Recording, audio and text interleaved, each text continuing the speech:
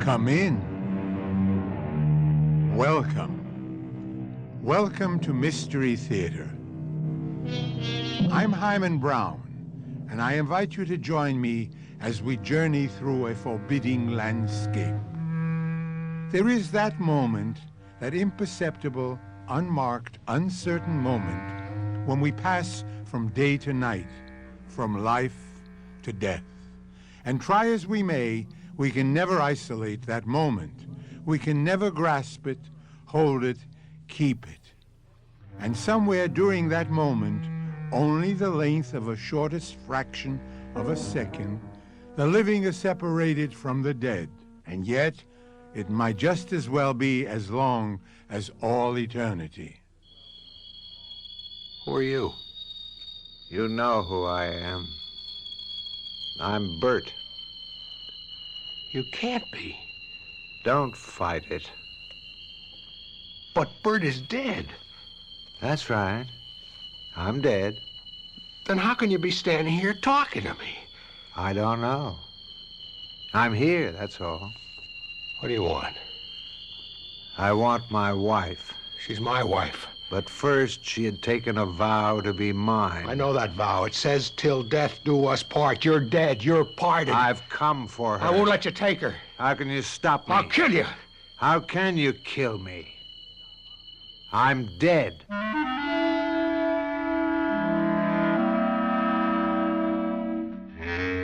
Our mystery drama, Love Me and Die, was written especially for the Mystery Theater by Sam Dan and stars Mason Adams and Ann Shepard.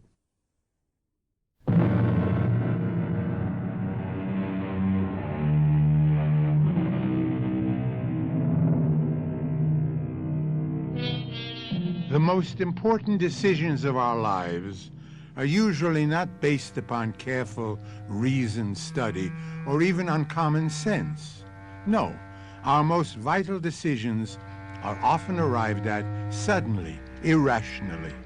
Men and women choose each other because of mysterious music in their voice or sparkle in the eye.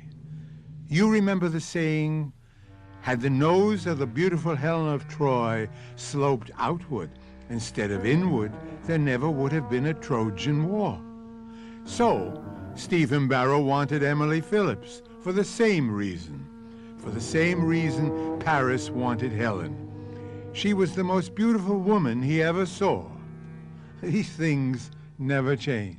Happy, darling? Yes. It doesn't sound very enthusiastic. I'm sorry. Sorry?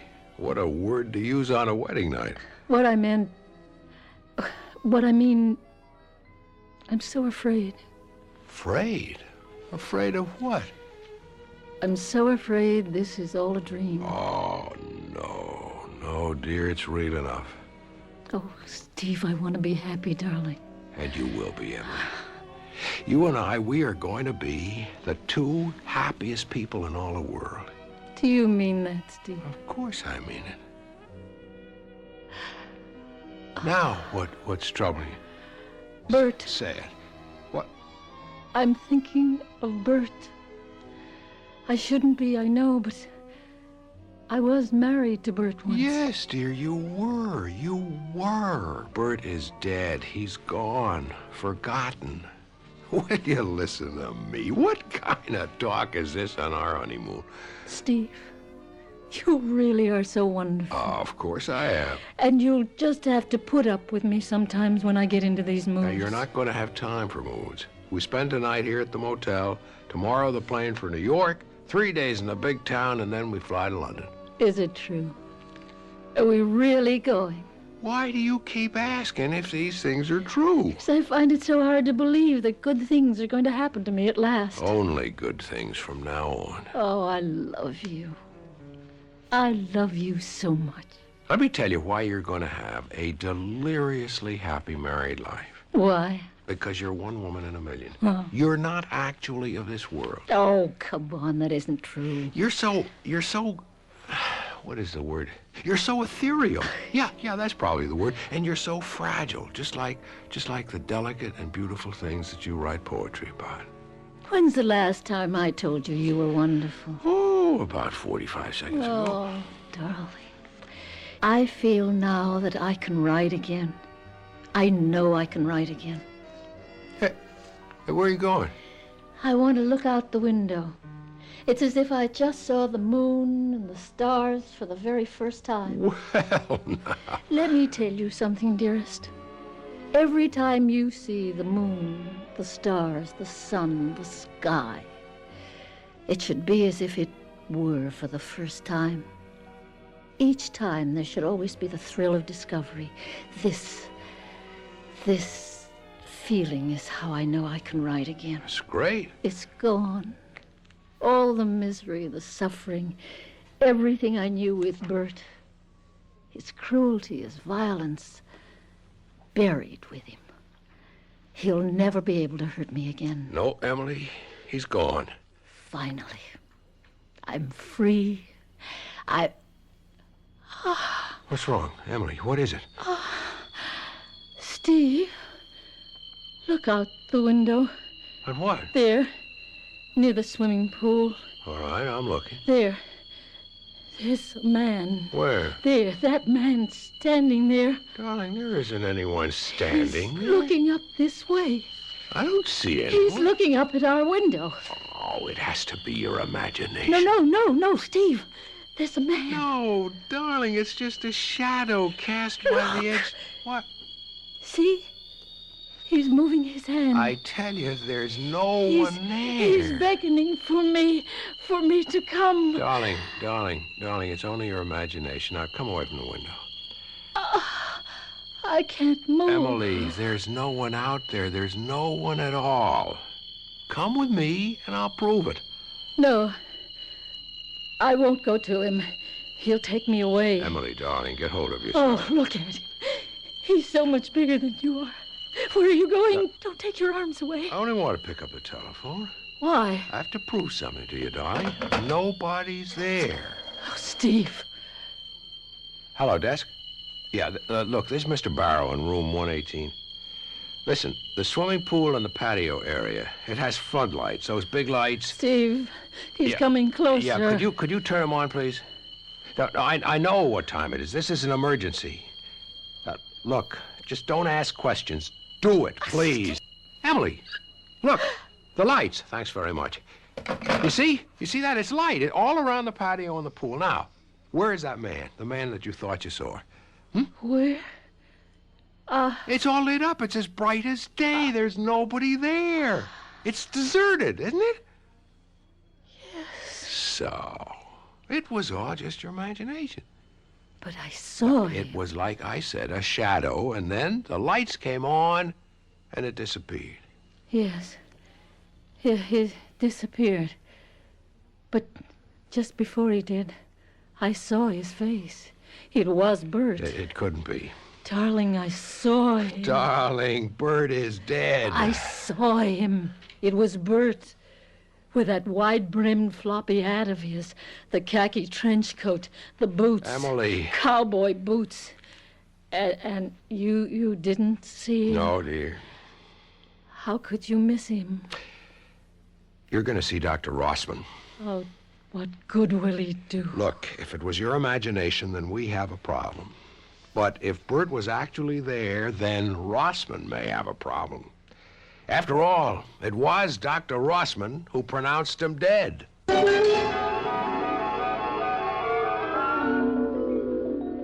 You sure you saw Bert? How could I not see him, a man of his size? Yet Steve saw no one. No one.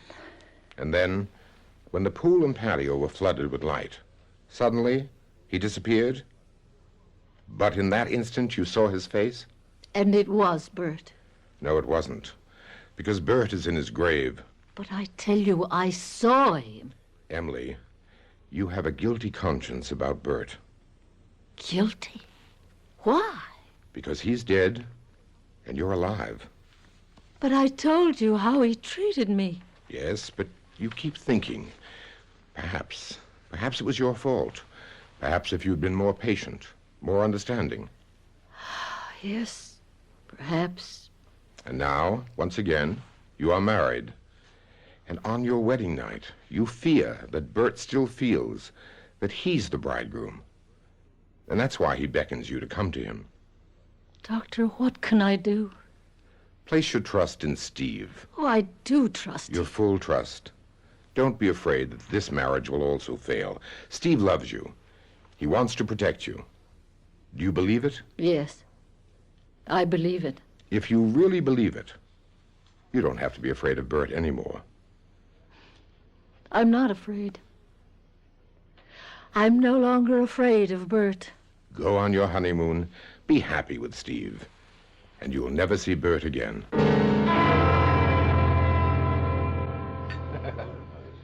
How did it go? Dr. Rossman was just wonderful.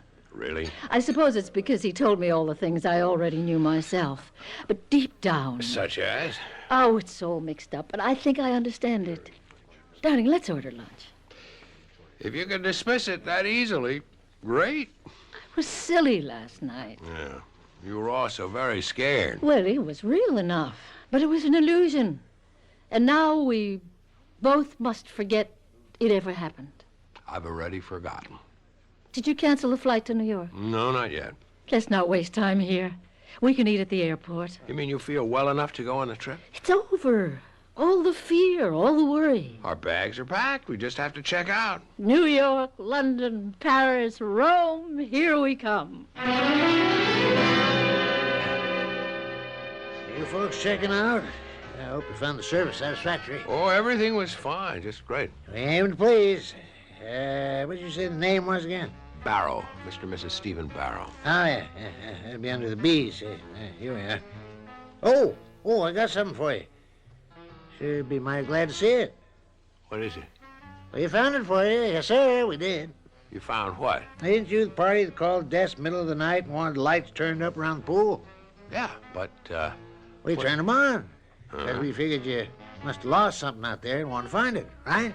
No, the reason we wanted... So we turned on the lights, but I guess it didn't help any. As it turned out, it did. So when the maintenance fellas come on this morning, we asked them to take a sharp look. And they found it for you.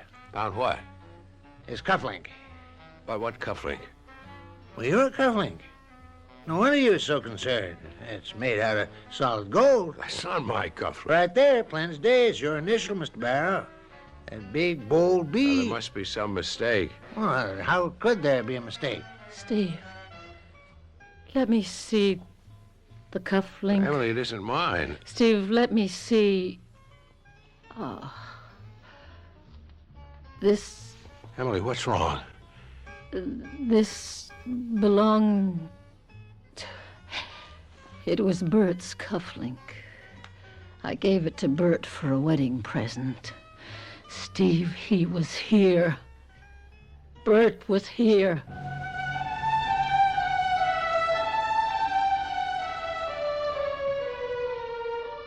It's all very well for the doctor to say it's Emily's imagination which is being fired by things like guilt and remorse and fear. Sure, we can all say that. How about that gold cufflink, though, with Bert's initials on it? Mystery Theater will be back shortly with Act Two.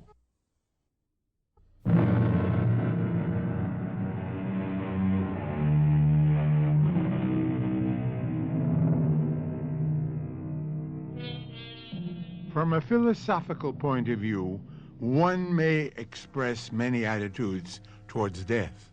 But from a practical perspective, it is difficult, if not impossible, to deny that death is, at the very least, final. The soul may live on forever, but on one thing there has to be universal agreement: the body is gone. Well, last night, Emily Barrow saw her former husband, Bert Phillips. And Bert has been dead for over 3 years. A ghost? Do ghosts wear gold cufflinks? Emily, dear, maybe we better not check out just Oh, yet. no. I want to leave here right Yeah, away. but the state that you're in... He's here. I know, Bert's here.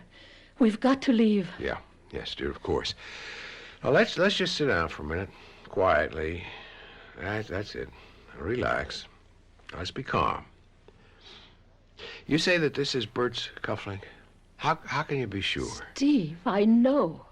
The store that sold it to you could have had dozens. I didn't buy it in a Well, store. the jeweler could have made others, and there could have been someone with the initial B. Steve, I'm terrified. Darling, there's nothing that should make you as frightened as you are now. The cufflink. I made it myself. You what? I was taking a course in jewelry making. I'd always expressed myself in words. I wanted to see if I could achieve meaning All right, I believe you. Now, let's look for the rational explanation. This cufflink and the mate to it are the only ones of its kind in the world. I won't fight you, dear. You made it. You recognize it. It belonged to Bert. I still say that there is a rational explanation. No, not for me. Yes, and you must listen to me. Now, when is the last time that you saw this cufflink? 3 years ago. You haven't seen it in 3 years. No.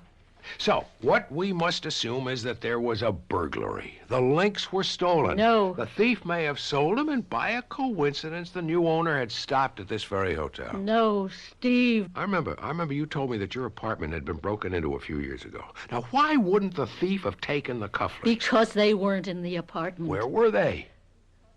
I buried them. With Bert. You buried them with Bert? Why? Because they were his. They belonged to him. And he loved them. Bert was here. Emily, you must get hold of yourself. He said he'd come back for me. Who said what? Bert. He said my place was with him. Forever. He said he'd come back for me. And he's cruel enough to drag me away. I'm taking you to the doctor. I've seen the doctor. What do you want to do? Maybe it's this place. Maybe there's something about this motel. How could there be? Let's get out of here. Oh, darling, please, we can still make the plane to New York.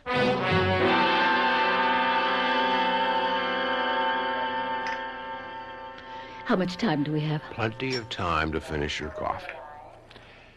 Feeling better? Much. It must have been the motel. I remember now, I once spent a night there with Bert. The place has been remodeled, has a new name. Place can be haunted. Sometimes by a memory. I think this whole town is haunted for me. It's where Bert and I spent most of our marriage. Oh, you look so much better now. I feel so much better. I must have worried you horribly last night. Yes? Well, it should teach you a lesson. Don't ever fall in love with a girl at first sight and marry her 2 weeks later without knowing anything about her. I know everything I need to know. How do you predict these things anyhow? I had a friend who married the girl next door. They knew everything about each other. The marriage lasted 6 months. Transnational Airlines, flight number 1 for New York's LaGuardia That's Airport. us. Flight Now number 1 in beginning. New York. Let's go. Yeah. At gate 16. Your attention, please. Will Mrs. Bert Phillips please report to the airline service desk in the main lobby? What?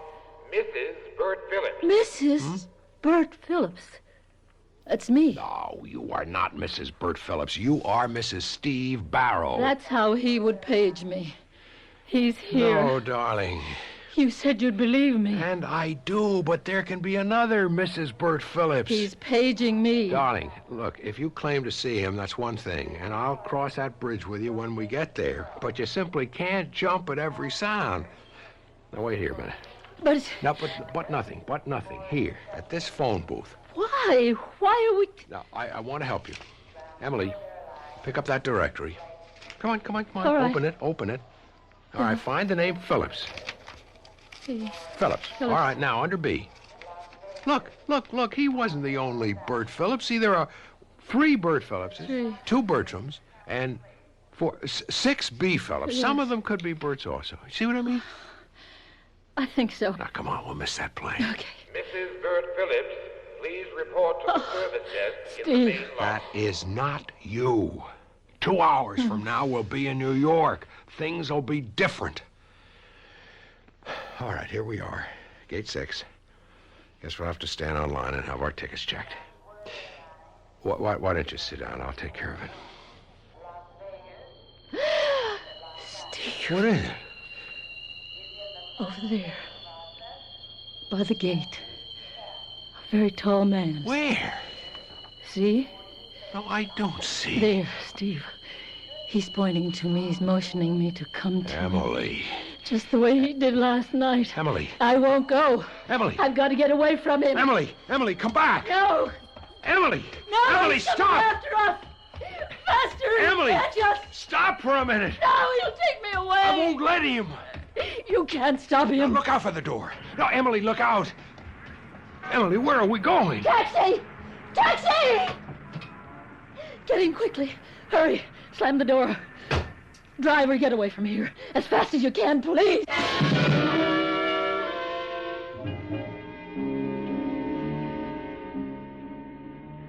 Maybe she'll sleep now. Dr. Rossman, what am I going to do about her? I wish I could tell you. Isn't there any treatment, any medicine? It all adds up to time, patience, luck. And if this delusion continues, I would suggest she be placed in a sanitarium. Why? Because she'll be unable to function in normal surroundings. Why do you call it a delusion? What else can I call it? Well, suppose it's true. Suppose she really did see him. No, Steve. Don't. It isn't good for you to think that way, and it won't help her. But just suppose she did. Now, Steve, that's impossible. You know, you doctors, you think you know everything. We don't. We know very little. And that very little has to go a long, long way. But what we know, we know. I'm sorry. It's all right. Listen, this Bert, you knew him. What kind of a guy was he? She never told me very much about him, except that he treated her terribly. I never met him. You never? I thought that you had known him all. Emily came to see me about a year or so ago, quite distressed. She said she was having trouble with him. She said he would even beat her. What she needed was to build up enough nerve to leave him. Emily happened to mention that you were the doctor who pronounced him dead. Isn't that unusual for a psychiatrist? Yes, but I was the doctor at the scene. What was the scene? Haven't you ever asked Emily? Yes, but she can't talk about it. They owned a cabin on Indian Mountain. Bert was a writer on hunting, fishing, you know. That's wild country. The back of their property led to a cliff, a drop of a couple of 100 feet. She was out there one morning, doing some watercolors. He was drunk. They got into an argument. He started towards her, and somehow he lost his footing and fell. Well, now, why would you be called? She went to pieces. All she could think of was to telephone me. I came, and I did what I could. He was killed, wasn't he? Instantly. It's a sheer drop right onto the rocks. Well, call me in the morning. Yeah. And remember, if this persists, you'll have to think about a definite course of action. Good night. All right, Doctor. And thank you. Steve, Darling, you should be trying to get some sleep. where are we? We're at a hotel. What happened? We were What? at the airport. I remember. And you thought that you saw Bert. I did see Bert. And you became panicky and you ran away, and I took you to this hotel and called Dr. Rossman. Oh. And he gave you a shot. He doesn't believe I saw Bert. That's right. Neither do you. Darling. Last night you said you could understand me. I need that understanding right now. Emily, you must be calm. I don't need someone to tell me to be calm, to relax. I need someone who believes in me. I believe in you. Then believe what I tell you. I saw Bert, even though you won't find a shred of evidence. A single cold, hard fact to support me. You must believe me only because you love me. You must believe me because I ask you to believe me. I would believe you. Emily. Do you? Do you believe me?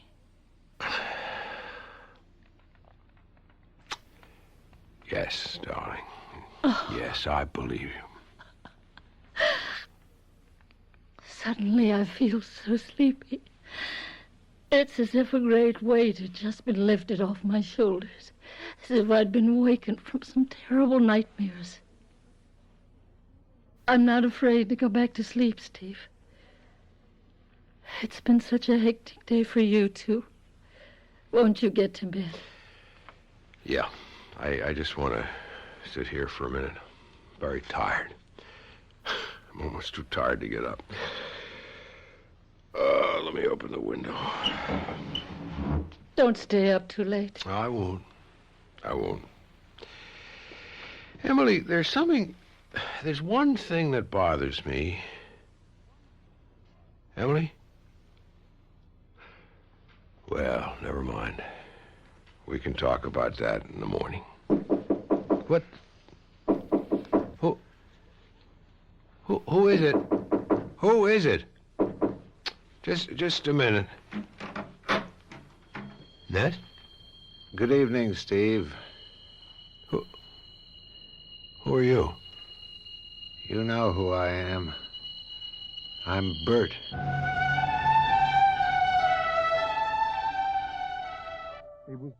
It was Dr. Rossman who officially pronounced Bert dead.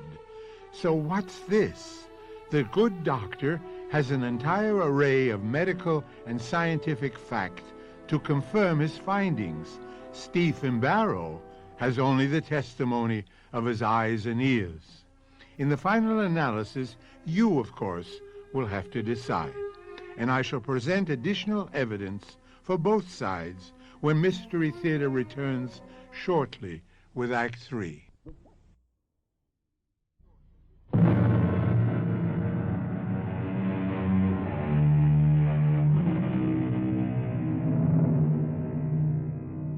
There are those who say that death is the end, and there are those who say that death is the beginning. Now it seems that we are being faced with death as a continuation. Bert Phillips was killed in an accident, a fall from a cliff. He was properly and officially buried. But here he seems to be standing in the door of the hotel, where his former wife is spending the night with her new husband. Up to now, it was only Emily, frightened and troubled. Emily, who has been able to see Bert. But now, is it Steve's turn? Steve sees Bert, sees him plainly as he stands in the doorway. Who are you? I told you. Bert. You can't be. You're dead. I'm dead. Well, how can you be standing here talking to me? I don't know. It's enough for me that I'm here. What do you want? I want to talk to you. May I come in? It's a dream. That's what it is. It's a dream. It may not be. You admit you're dead. What are you doing here? You sent for me. I sent for you. What are you talking about? You'll have to figure that out for yourself. Why would I send for you? There's an idea forming in the back of your mind. You're not aware of it consciously. You're going to resist it, but it's the truth. I still don't know what you want. I want my wife. She's my wife. She had taken a vow to be mine. That vow says till death do us part. You're dead. You're parted. That's just a technicality. But if you're dead, why do you want Emily? She belongs with me. If you're dead and she's alive, how can you be together? She won't be alive when I take her. What do you mean? I'll have to kill her. Kill her? Why not? She killed me. Yeah, but you died in an accident. That's her story. What actually happened was that I was standing at the edge of the cliff taking photographs for an article I was writing, and she just pushed me over. I don't believe it. You better believe it. Because one day, a year or two from now, she'll have to kill you, too. Oh, this is a dream. I need your help. Why should I help you? In the long run, I'll be saving your life. You have to convince her to come to the cabin. It's the only place from where I can take her. That's where she killed me. You can't be serious. Think about what I told you. Keep asking yourself, why do you see me? You might get the answer if you first ask yourself, why did she see me? Or, better yet, ask her.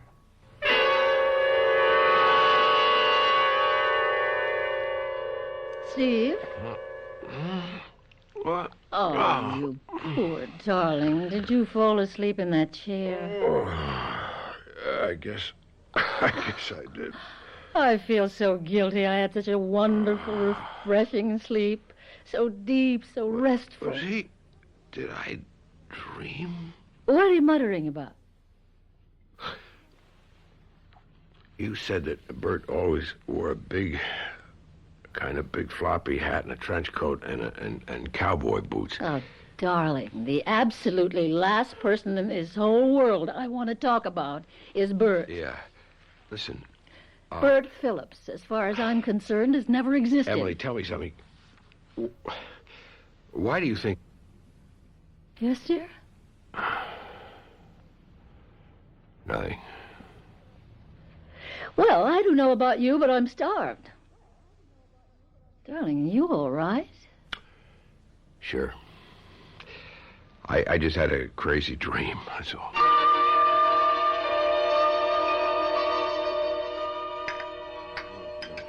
Steve, you sure you're all right? Yeah, I'm okay. Why?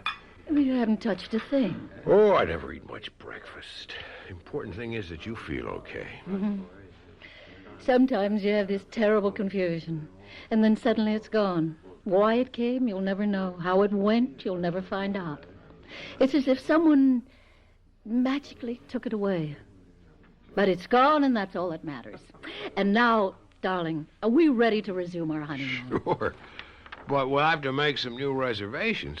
Tell you what, let's not go to New York and then on to Europe. No, why not? Well, we've postponed it twice already. Maybe it's a sign that, deep down, we didn't want to go so far away in the first place.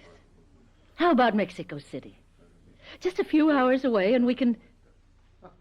Steve, are you really all right? Emily, do you see someone standing by the door? Where? Just to the left of the cashier's desk? No, darling, there's nobody It standing. must have been my imagination. Oh, Steve. You've caught it from me, this delusion of seeing people. What did it look like? I'm not even sure I saw anyone. Mexico City. How about it? Yeah, sounds great. My problem is I don't have a thing to wear for Mexico. Neither do you. Well, then let's go somewhere else. No, let's go shopping.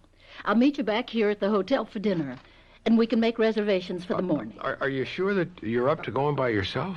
Darling, I always shop by myself, and certainly never with a man. Well, but do you feel well enough? When I think of how silly I was, or that whole Bert business. Well, I've got to get started. See you at dinner, darling.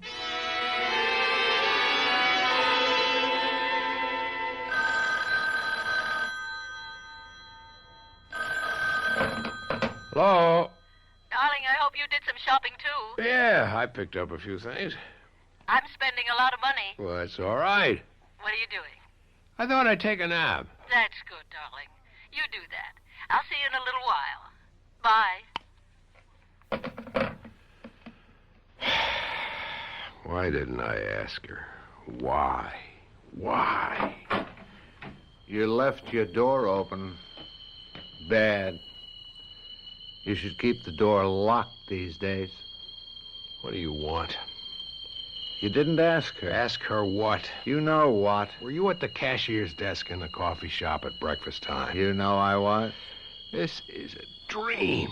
Dream or reality, what does it matter? You're stuck with me because you believe her. You want to believe her. You love her. This is getting us nowhere. I love her, too. I'm a bigger chump than you are. Even after what she did to me, I love her. Then why did you treat her so badly? Who says I treated her badly? Everybody. Who's everybody? Dr. Rossman, for one. He never said I mistreated her. He said she told him I abused her. But you did. Only because she says so. Why should she kill you? For the same reason she'll kill you. You keep saying that. Why do you refuse to believe it? It's true. You can't prove it. Oh, but I can. The camera will prove it. What camera? I told you I was out there taking pictures. She sneaked up behind me and pushed me over the cliff.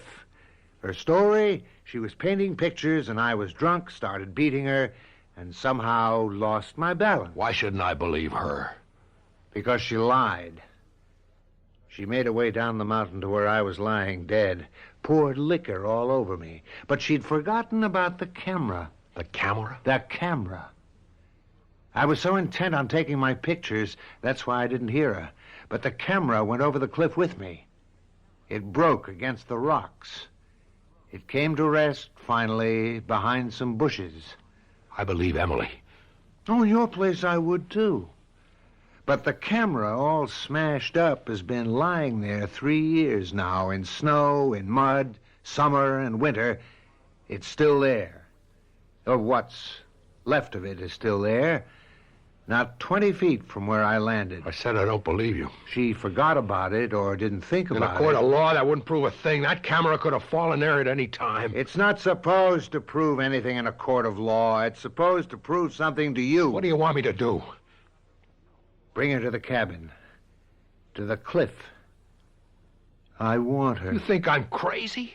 Crazy or sane, it doesn't matter to me. Bring her. Let me have her. No. She'll kill you. You keep on saying she'll kill me. Why? Okay.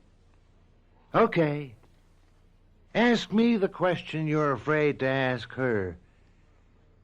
Why do you think she saw me? Because she has a guilty conscience. She feels guilty because she's happy with me. Does she? Now let's examine that. She feels guilty because she's happy with you.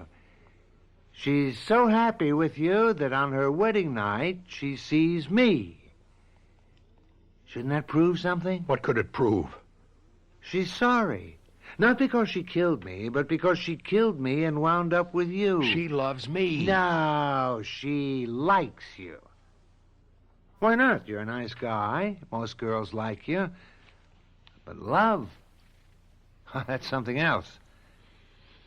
You're not exciting for Emily the way I was. You're not wild enough for her the way I was. That's why she saw me, Steve. She wants me. That's a lie. You can't face it.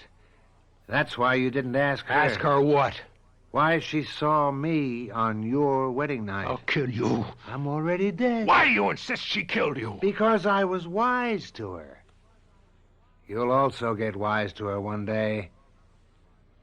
Bring her up to the cabin. Never. Scared? Why should I be scared? Once she's up there, she'll have to choose between us. And you're scared she'll choose me.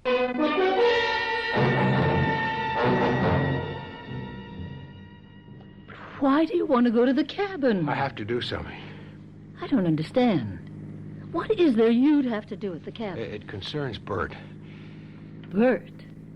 Suppose you see him again. I don't want to go to the cabin. You've got to. We have to get rid of Bert. But I am rid of him. He may be gone, he may not.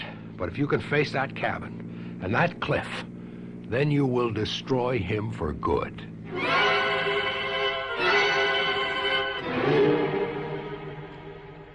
I haven't been here since he died. You never told me how it happened. I was never able to talk about it. Can you talk about it now? I was painting. My easel was set up here, right near the edge of the cliff. It's a spectacular view, isn't it? Yes. Careful. Don't stand too close to that edge. He was drunk, more than usual, ugly, bad-tempered. He criticized my work. I paid no attention, and that infuriated him. He lunged at me, and I was terrified. I stepped aside. He stumbled and just fell over. It was awful. Did you love him? Oh, no. How could I love him? He was a beast. Well, then, why did you see him on our honeymoon? I didn't really see him. It was only my imagination. Why should you even see him in your imagination? Why should there have been room in your mind, your heart, for anyone but me? Wasn't I enough for you? You were. You are. Or did you want him? Do you still want him? He's dead. He was there at the hotel. I saw him. You saw him? You wanted me to see him. You made it a test of my love. And so because I love you, I saw him. And that's why I brought you here. So that you can choose between us. Between whom? Between Bert and me. How can I? Bert's dead. Is that the only reason? Let go of me. Is it? Steve. Did you kill Bert? No. Tell the truth. No.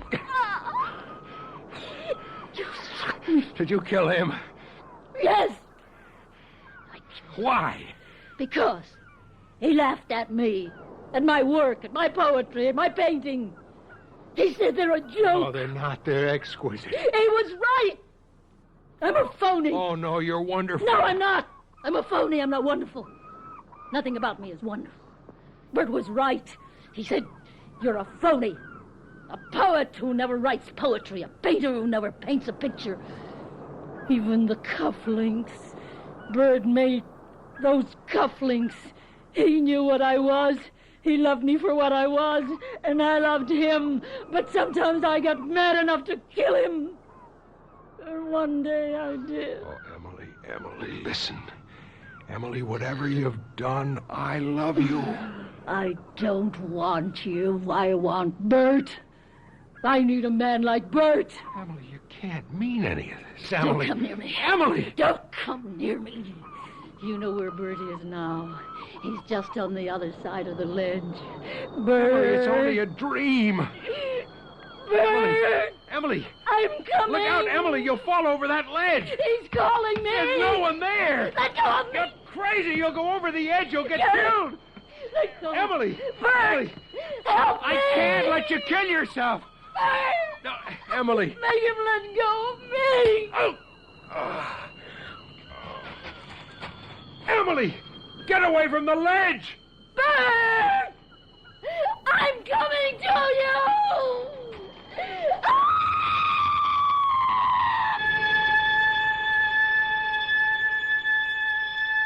I'll return with a final thought in just a few moments.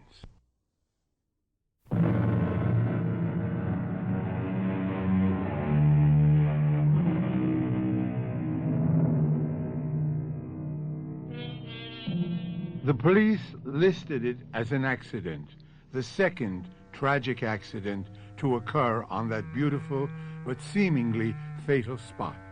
What did happen? Once again, we present you with options. We could say Stephen, consumed with jealousy, killed her. We could say her guilty conscience killed her. Or we could say Bert came back to reclaim her. You can make a case for each. Our cast included Ann Shepard, Mason Adams, Robert Dryden, and Robert L. Green.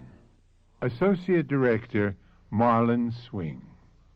This is Hyman Brown, Producer-Director, inviting you to return to our Mystery Theater for another adventure in the macabre.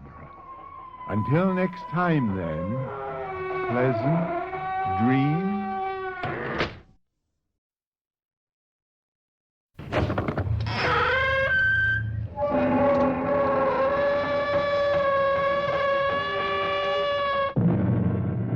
Come in. Welcome. Welcome to Mystery Theater. I'm Hyman Brown. I forget who, but someone once said that fate is like a madman with an axe waiting for us around the next corner, which is to say that however serene our lives, we never know that the madman may be lurking around that next corner, ready to take a vicious swipe at us with that axe. In spite of which, consider the case of Lucas Lauder, warden of a certain state prison in a certain western state. Joan, in heaven's name, will you try to understand what I'm saying? In less than 3 hours, Guy Richards will be executed. Dropped through that trapdoor to his death. Which will mean the end, I hope, Luke, of this whole insane nightmare you've been going through. Yes, and putting me through. You don't believe. You still don't believe. I'd have to be mad to believe. Stark, raving mad. If Guy Richards dies, worse than madness may lie ahead for you, Joan. Much worse.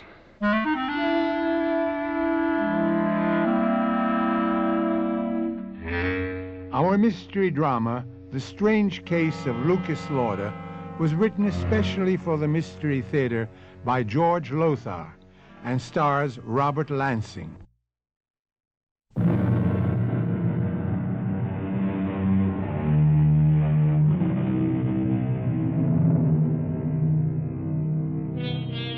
As we know, the death penalty is outlawed in many states, but in some it is still enforced. In such special cases as the murder of a policeman, death through kidnapping, and for particularly vicious crimes. Our story begins in just such a state, in the condemned cell of that state's prison. You sent a message you wanted to see me, Richards? And, thank you, Warden. Thanks very much for answering it this quickly. Won't you sit down? What is it, Richards? I want to discuss my case with you. There's nothing to discuss. You were legally tried, legally convicted. If you think there's something I can do to save you... Oh, no. There's nothing like that. Warden, I was guilty. I freely admitted murdering those women, all 4 of them, and mutilating them with a butcher knife. No. The name the newspapers gave me was well-deserved. Guy the Ripper. All right, then what is it you want to see me about? Warden, hasn't it ever struck you as odd, curious, that someone of my breeding and background could be guilty of 4 such horrible murders? Murders and mutilations identical with those done by Jack the Ripper nearly a century ago? Yeah, as a matter of fact, it has. Me and quite a few others. If you'd been judged insane... But I wasn't so judged. Nor was I insane. No, I am as sane as the next one. For whatever that's worth. Richards, I'm a very busy man. And prefer to spend as little time as possible in the company of anyone as vicious and depraved as Guy Richards. Yes, I know. But that's exactly why I asked you to come and see me. Warden, before very long, you're going to be spending all your time in my company. I don't blame you for looking puzzled. Let me explain. Yes, do explain. A little more than a year ago, Warden, I was a professor of parapsychology at the university. I was happily married, successful, and deeply involved in my work. And then suddenly, shockingly, for no apparent reason, I became, well, the embodiment, you might say, of a man who has been dead for many, many years. Jack the Ripper. It began, Warden, it all began one morning in my office at State University.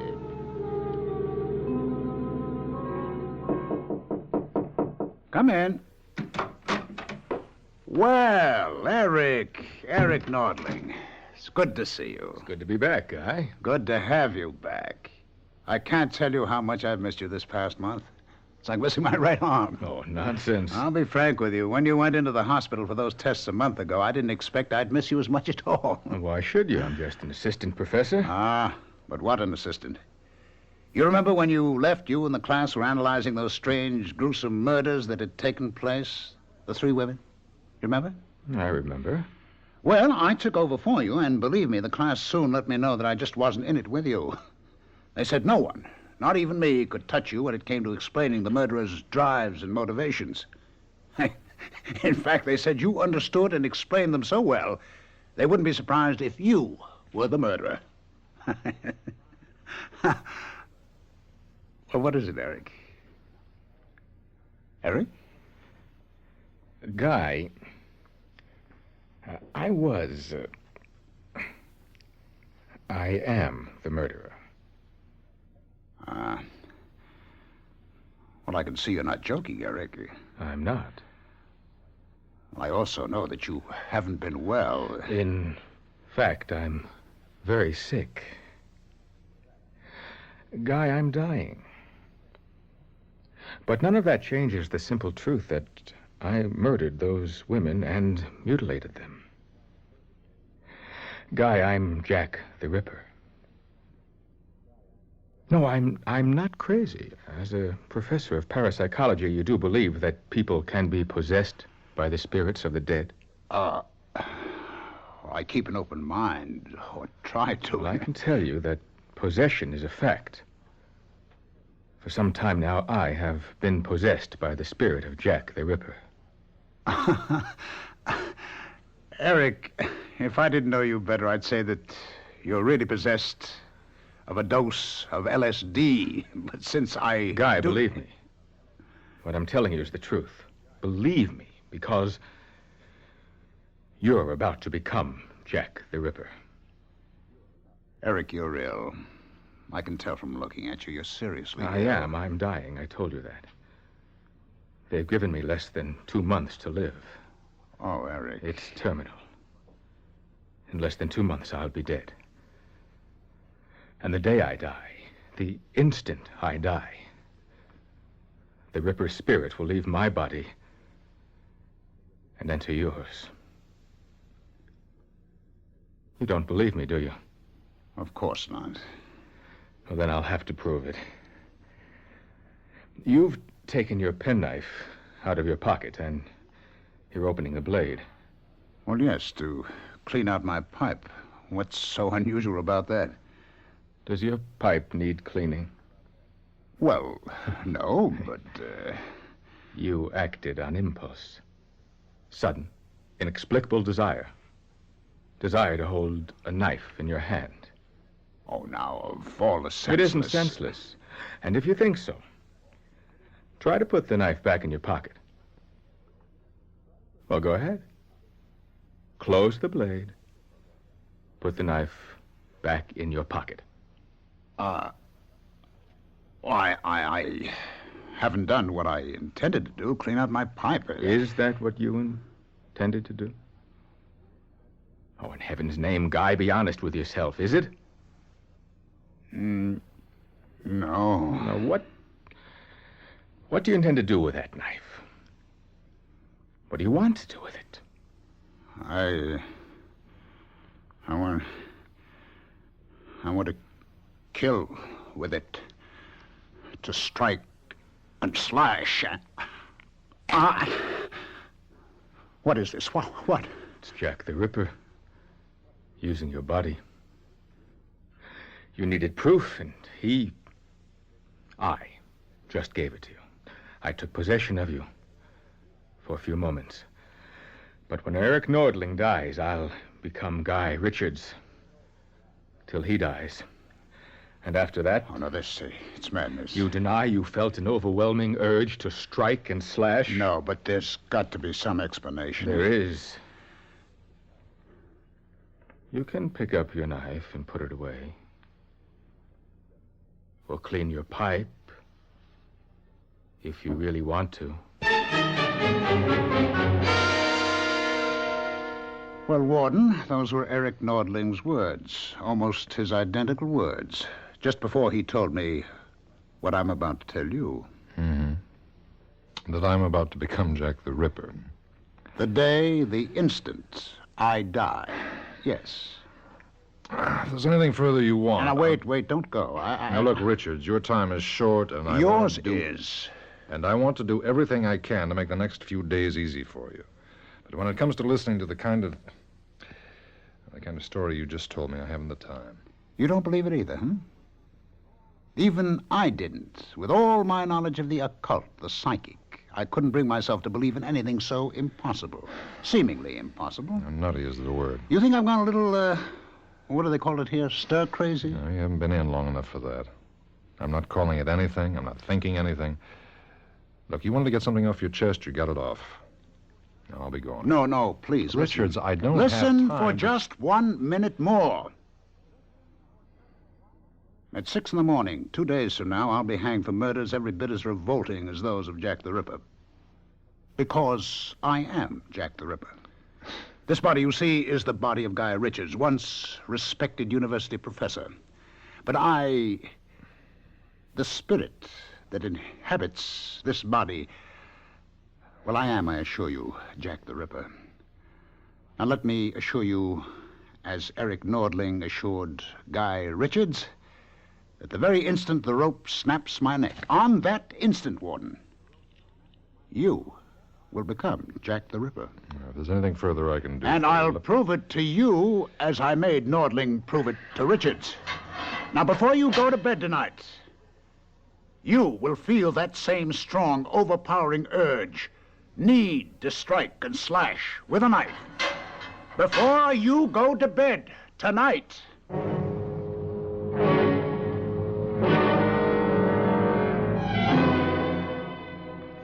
That's really one of the strangest stories you've ever brought home with you. More potatoes? Mm-hmm, thanks.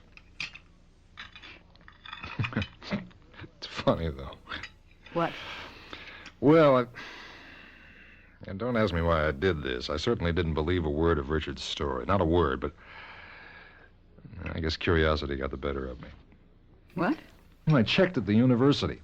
Richards did have an assistant named Eric Nordling, and he did die when Richards said he did.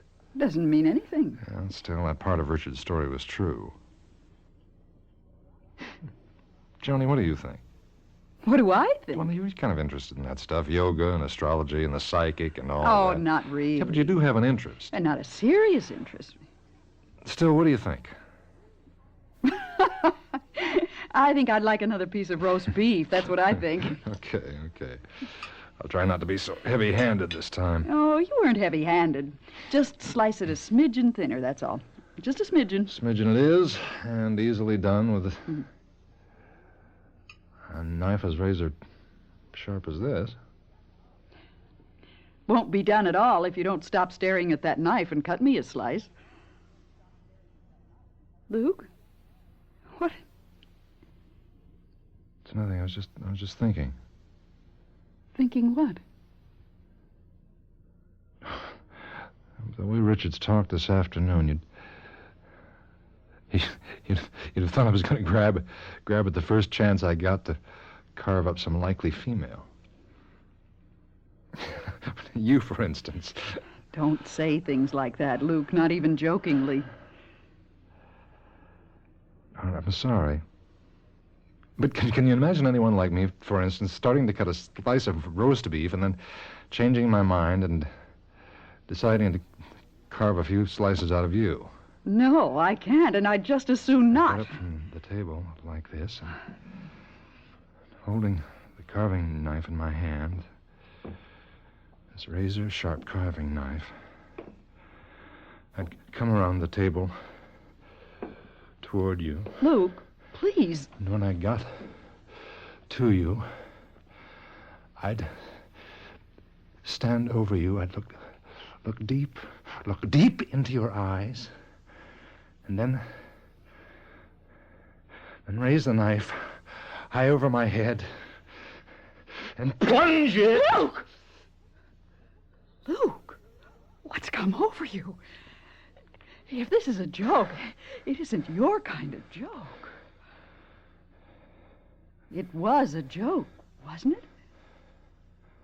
Wasn't it? Sure. Sure. It was a joke. What else?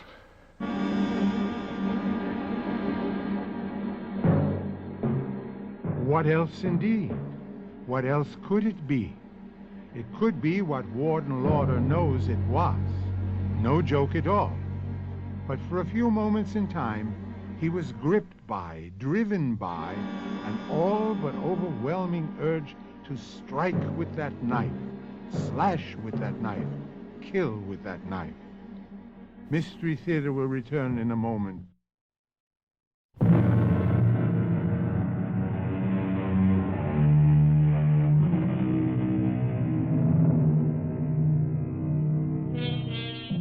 As I said earlier, fate is sometimes likened to a madman with an axe. It would surely look like Lucas Lauder, Warden of State's Prison, has run head-on to such a madman. When Guy Richards told Lucas that he was really Jack the Ripper, that his body was possessed by the spirit of the Ripper, Lucas laughed. But his laugh turned to a worried frown when he came dangerously close to stabbing his wife, the wife he loves. Now in Lucas's office in State's Prison the following afternoon. No, Jerry. No. Look, I don't mean to be harsh, but I think Maxwell's privileges should be taken away for a while. Yes, a week at least. All right, goodbye. Yes, Miss Comley? They brought Guy Richards over, Warden. All right, tell them to bring him in. Yes, sir. Bring him in. All right, boys, you wait outside. Sit down, Richards. Thank you. Richards, I want to talk to you about, well, among other things, I want to talk about your personal effects. Well, we've talked about that. I told you I don't give a damn what you do with them. Warden, you didn't have me brought here to talk about my property. You brought me here to talk about what happened to you last night. If you're going to start again on that nonsense about being Jack the Ripper... It isn't nonsense, and you know it. Now, you also know that when I go through the trap less than 48 hours from now, you'll become Jack the Ripper. You know it because I put you through a sort of trial run, you might say, last night. What did happen last night, Warden? I don't know what you're talking about. I'm talking about what your wife, Joan, thought was a sick joke, but was no joke at all. I'm talking about how you stood over her with a carving knife, the knife you'd been using for the roast beef. Right? Oh, look, you're not going to be sick, are you? How do you know that's what happened? I was there. How else? No. No, that's impossible. What you're saying is impossible. Incredible, yes, but not impossible. I explained to you yesterday, or tried to explain, that I took this body when Eric Nordling died, just as I occupied his body when... Oh, well, it doesn't matter who died before him or before him. All that matters to you, or should matter to you, is that you're next on that list to... Or shall we say, play host to Jack the Ripper. But why? Why? Yes. Look, you must have died... What am I saying? Jack the Ripper must have died many, many years ago. In 1907, to be exact. All right, then you've been dead... I mean, damn it, the Ripper has been dead nearly 70 years. But his spirit, my spirit, has lived on in others. All right, that's what I'm getting at. Why? Because I cannot rest. Why, because of the awful crimes you committed? No, not because of the crimes, but the reason behind them. The evil in me that drove me to what I did. The hate. No, I don't understand. There is nothing to understand. It's quite simple. A spirit, a soul, is given an earthly body and forced to suffer through what you call life. forced to go through this agony again and again and again until it is cleansed completely of evil, of hate. The evil in me was so great it will take, well, only the Lord knows how many lifetimes to wipe it away. Unless it meets a love as pure as the hate is evil, a soul as tender as the hate is brutal, a spirit as compassionate as the hate is ruthless, and that will never be. Never? No such love exists. No such soul, no such spirit. Not on this earth, that's for sure. You really believe what you're saying, don't you? You really believe that you are actually Jack the Ripper? Oh, for the love... I'm going to give you another taste of what it's going to be like to be Jack the Ripper. If you think for 1 minute that I don't care what you believe. Just do me a favor and send me back to my cell. Yes, Warden? Richards will go back to his cell now. Yes, sir. Richard is going back now. Remember what I said, Warden. I'm going to give you another taste. Soon. All right, let's go. Warden? Yes, Miss Comley? It's near time for me to go home, and the buses get awful crowded in weather like this, so I was wondering, could I leave now? Sure, yes, of course. Go ahead. Wait a minute. Yes, sir? I was about to leave myself. I'll drive you home. Oh, no, sir. I couldn't take you out of your way. No, it's not out of my way. Not much, anyhow. Well, if you're sure it's no trouble. It's no trouble at all. It'll be a pleasure.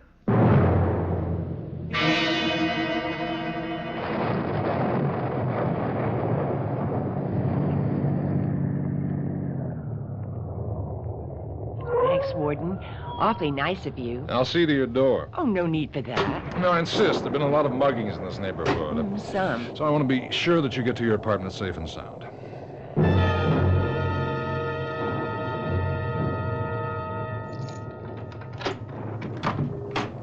Well, thanks again. You're awfully kind. No, it's not at all, Miss Comley. I wonder if I might use your phone. Oh, sure. Just call home, let my wife know I'll be a little late.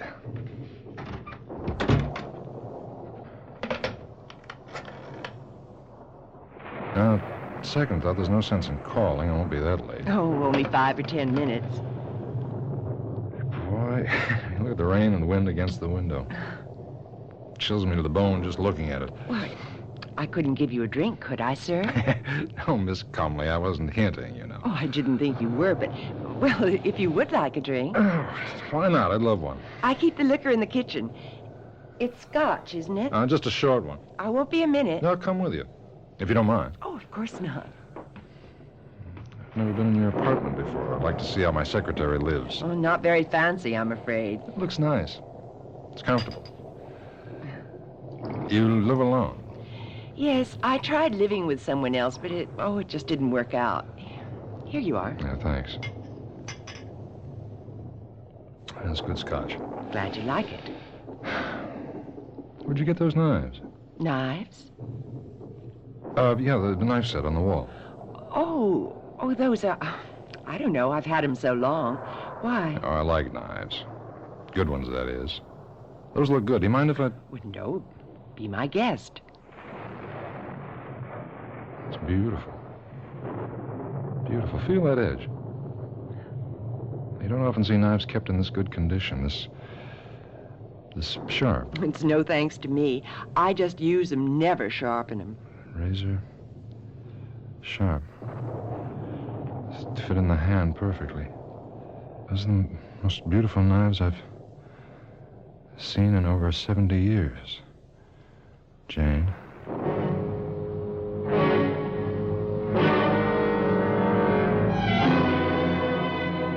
Get out of my cell, Warden. I don't have to put up with this. What are you doing to me? You answer me, Richards. What are you doing? I've told you. You've told me a lot of nonsense about you being Jack the Ripper and taking possession of me, my body when you die. I don't buy that. But you're up to something.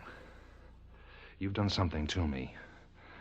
And I'm not leaving this cell till you tell me what it is. You're scared, Warden? Of what you came dangerously close to doing to your secretary yesterday? And will do not long after you hang me? The urge, the nearly overpowering urge, I stayed your hand, not you, to plunge the knife into her, to slash. Stop it. And see. Stop it! All right, now you listen to me. I'm no fool. Yesterday I nearly murdered that girl. And somehow you know all about it. But I stayed my hand, not you, because I'm not a killer. Then how do I know what went on in that kitchen? I don't know how you've devoted your life to parapsychology, and you know all there is to know about things like ESP, thought transference, hypnotism. That's it. Hypnotism. Like Nordling, you're a hypnotist. Somehow or other, I don't know how, you managed to hypnotize me when I was talking to you. You put ideas in my head. Post-hypnotic suggestion, I think it's called. You cannot give a post-hypnotic command that's contrary to the subject's normal fiber. Warden, it would be impossible for me or anyone to command you to kill. It isn't in you to kill. But that will all change when I am in you. At approximately a second or two after 6 o'clock tomorrow morning. Oh, which reminds me, I have a gift for you. Here. A knife? A knife. Where did you get this? It was made for me in the prison machine shop from a soup ladle. A soup ladle carefully ground down at the edges, skillfully shaped into a knife, expertly sharpened. How did you manage to have this made?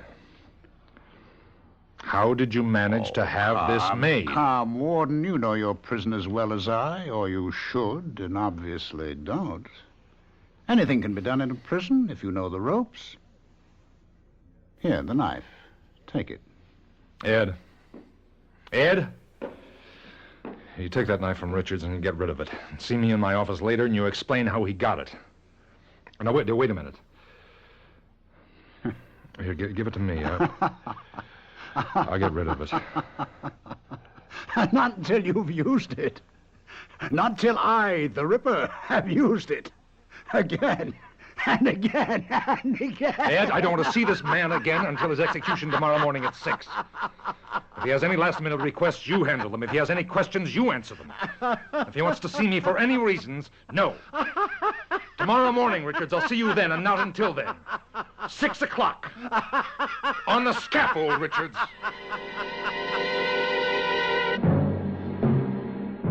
On the scaffold, when the noose will be tightened round the neck of Guy Richards, the trap will be sprung, and he'll plummet to death. Or will it be life?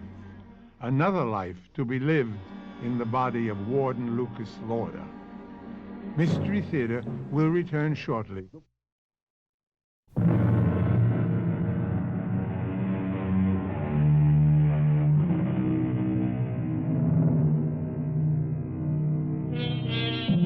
There's much talk these days about possession, the control of a human being by an evil spirit.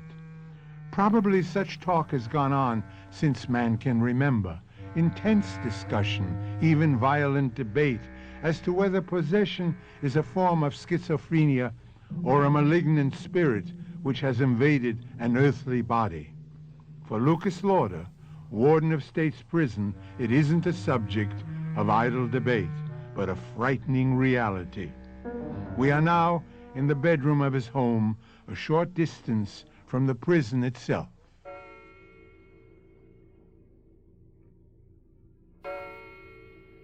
Luke? Go to sleep, Joan. Oh. I know it's impossible for you to sleep the night before an execution, but this time there's something else. Yeah. Joan, I'm scared. Of what, dear? I haven't just been sitting here in this chair watching you while you slept. Yes? I've been fighting an urge. A powerful urge to kill you. Kill me? Yeah, with this. Where did you get that? Richards gave it to me. Ugly-looking knife, isn't it? Somehow he managed to get it made in the machine shop and have it smuggled to him. He gave it to me as a present. It's a strange kind of present. No, it's not a present to me, Joan. It's to himself. Oh, that nonsense. Nonsense? About him being the reincarnation of Jack the Ripper. Oh, he is. He is. I laughed, too, at first, but he is the Ripper. In possession of Guy Richards' body.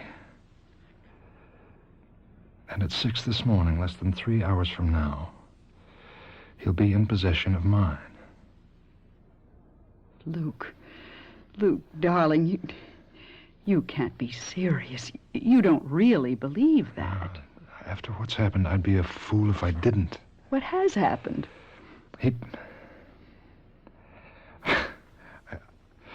I had to bring myself to talk about it. He told me he was going to take possession of me temporarily for a short time to prepare me for what's to come after he hangs. Well, you didn't take that seriously. No, not then, but within an hour, I nearly stabbed Miss Comley to death. Your secretary? I drove her home on that storm day before yesterday. I invited myself in. You? Pretended I wanted to use the phone to call you, but I had no intention of using that phone. I just wanted to get into her apartment to... To kill her? I didn't know it then. I didn't know why I tricked my way in, but... Well, then I sort of led her into offering me a drink, and I went with her into the kitchen where she keeps the liquor. While she was making the drink, I noticed a set of knives, kitchen knives, you know, on the wall. I pretended to admire them, and I took one to examine it only. Only I wasn't examining it. I was thinking... Luke, my darling. Now, don't touch me. Don't touch me. Don't even come near me. It's dangerous. Dangerous? Luke, what are you saying? I could do to you right now, what I came close to doing to her. The urge was powerful then, but it's even more powerful now. It's almost as if the closer I get to Richard's hanging, the more the urge grows inside me. Luke. I don't have any control. Joan, no control anymore. This knife, I gave it to the guard to get rid of. No, I started to give it to him, and then I changed my mind. I was forced to change it by a power stronger than me, and so I kept it and brought it home. I've been sitting here for hours holding it in my hand, fighting off a terrible obsession to kill you with it. Oh, my poor darling, to think what you've been going through, and I never knew. How can you think of me when you're the one who's in danger? Well, because I don't believe I am in danger, not from you. Joan, I just told you. I don't care what you told me. I care about what I know, and I know you love me. Oh, yes, I love you, but He'll be dead in a few hours. Dead. And all this business about his spirit possessing you, I don't believe it. I came close, that close, to killing Miss Coleman. And killing me, you say, but you didn't. But next time... There won't be a next time, because once Guy Richard dies, his power over you will be ended. Oh, Luke, don't you see what's happened to you? Yes, I see. He's possessed me. Nonsense. I can give you... I don't know how many reasons why it is just plain nonsense. All right, give me just one. I've read a lot about Richards in the papers, and you've told me a lot about him. He's a skilled hypnotist. I don't know much, if anything, about hypnotism, but it seems to me that he could have brought you under some kind of hypnotic influence. No, I can't believe Another thing I know about him, his personality is strong, overpowering, viciously overpowering. Just talking to someone like that, being near him, could do strange things to a person. No, I don't care how many reasons you can dress up. I know what I know. I know what I've got to do. What? I've got to stop the execution. Luke, you can't do that. Well, I can try. It's my only hope. I've got to stop that execution. I've got to save him to save myself.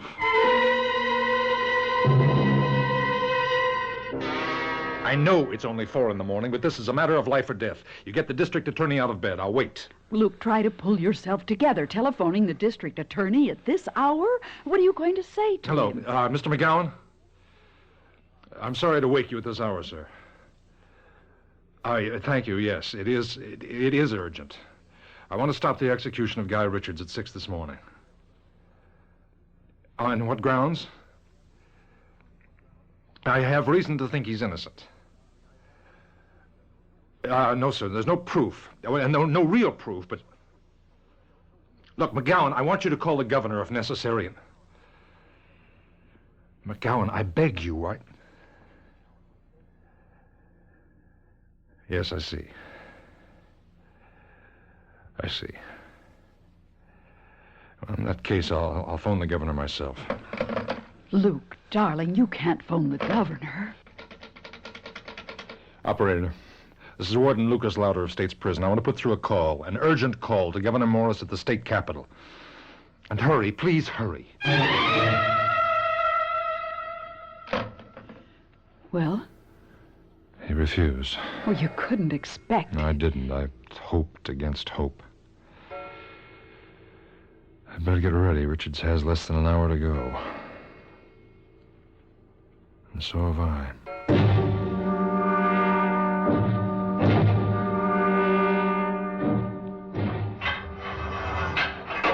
It's time, Richards. Huh. You're telling me. If you're ready. Question is, are you? Come on, let's go. You look tired, Warden. No sleep, eh? Well, don't worry about it. You'll sleep just fine tonight. The Ripper always sleeps well. Afterward. After what? Having killed.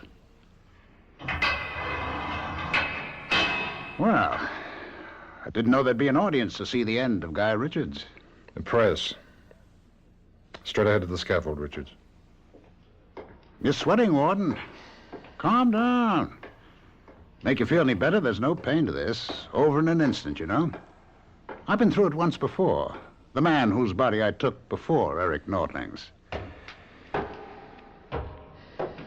Well, here we are. A moment in destiny. For us both. All right, Ed. Oh, do we really need the hood? Well, yes, I guess we do. Spare the feelings of our audience. Go ahead. Just, one thing to say, Warden, before you pull the trap. Yes? This isn't goodbye. I'll be with you again. Soon.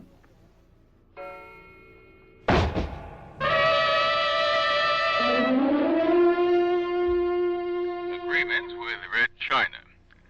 That's the latest news from the nation's capital. Guy Richards, the notorious Guy the Ripper, was executed this morning at State's Prison. That's enough news for one day. I'm for bed. You, Luke? Luke? What? It's after 11. Time for bed. Oh. Yeah, Joan. Yes, dear? Where did you put it? Put what? The knife. I mean, don't look at me as though you didn't know what I was talking about. The knife Richards gave me. I know what knife you're talking about, but I don't know why you're asking me where I put it. You didn't take it? I put it in the top drawer of this table. You saw me put it there. I put it there so you could get rid of it. You didn't? No. I can't believe you'd take the chance to... You didn't. The knife is here. Yes, it is. Look, I gave you a chance to get rid of it. Why didn't you? Why didn't you? If you wanted to be rid of it, why didn't you simply throw it away? I don't know. I think I do. You were testing me, testing my love for you. Testing your love? If I had done what you thought I'd do, It would have shown that my love for you isn't as strong as I said it was. And it's quite possible you really might have tried to kill me. You could always get another knife. Yeah, but thanks to you, I have this one. Then use it, if you can. What? Luke, we're going to come to this sooner or later. I don't know how Guy Richards persuaded you he was Jack the Ripper, and that he would possess you once he died, but he did. You said last night that the urge to kill was growing stronger in you, and you were convinced once Richard was hanged, it would become so strong you'd never be able to control it. It's been doing that all day. It's growing in me. Filling me with a need, a lust to take this knife. I know. And unless this obsession of yours is smashed now, right now, you'll kill. Sooner or later, you will kill. Well, if you're going to do it, do it. Do it, and get it over with. You're taunting me. You're taunting me because, like all women, you have contempt for me. I love you. Oh, you're lying. You don't love. You don't know the meaning of love. Hate? Oh, that's something else again. That's something you know all about. You think I'm not on to you, all of you? Well, let me tell you something. I've spent months, years watching you and the likes of you. Luke, boy. Playing your little tricks, luring men, and... Oh, don't think I didn't see you today, this very day in Leicester Square. Flaunting your charms. Leicester Square? Leicester Square, Piccadilly, Fleet Street, wherever you could sell yourself. Luke, now snap out of it. Pull yourself together. You look about you. Take your last long look before you die. You see that gaslight at the end of the alley? Well, you see it for the last time. Gaslight? Listen. You hear the carriages and the coaches, the horses, for the last time. And then feel the point of this knife against your throat. Feel the cold steel against your skin before the Ripper plunges it deep into your dirty little neck. Plunges it now! I can't. I want to. I can't! Why? Why can't I? Because you're not Jack the Ripper. You're Lucas Lauder, my husband. The Ripper hated. You love me every bit as much as I love you. God, I do. Dearest. He said, Richard said, the spirit of the Ripper would never be free, never find rest until it met a love as strong as his hate. Heaven knows, Joan, there can't be, there never has been a love as strong as yours. Maybe it's crazy, but I feel he has found that rest at last. Thanks to you. I'll be back shortly with a final thought.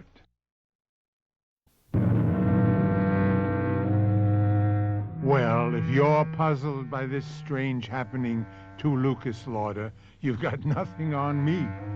Did Guy Richards in some way put Warden Lauder under an hypnotic influence? Did Richards really believe he was truly Jack the Ripper? What do you think? Our cast included Robert Lansing, Lenka Peterson, Ralph Bell, Ira Lewis, and Patricia Pearden. Associate Director, Marlon Swing. This is Hyman Brown, Producer-Director, inviting you to return to our Mystery Theater for another adventure in the macabre. Until next time, then, pleasant dreams.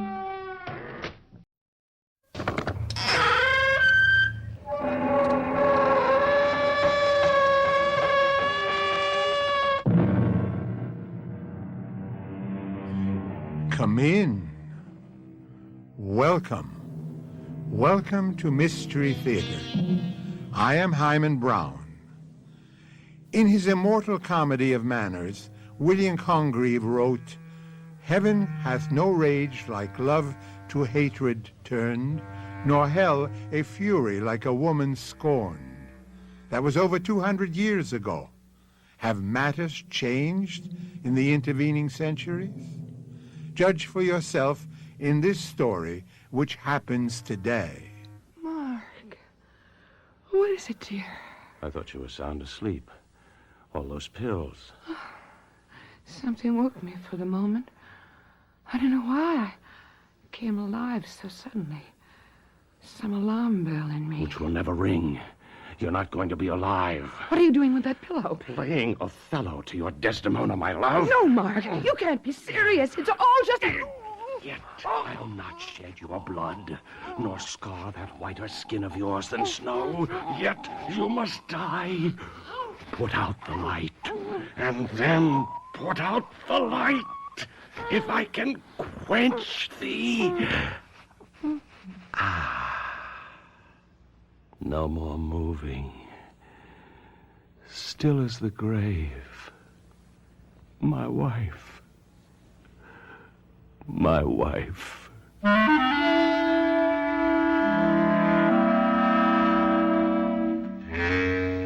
Our mystery drama, Hell Hath No Fury, was written especially for the Mystery Theater by Ian Martin and stars William Redfield.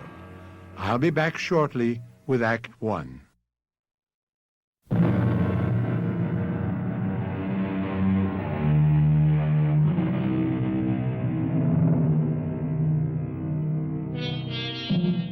Mark Stanton and Emily Lawrence, The Wedding of a Decade.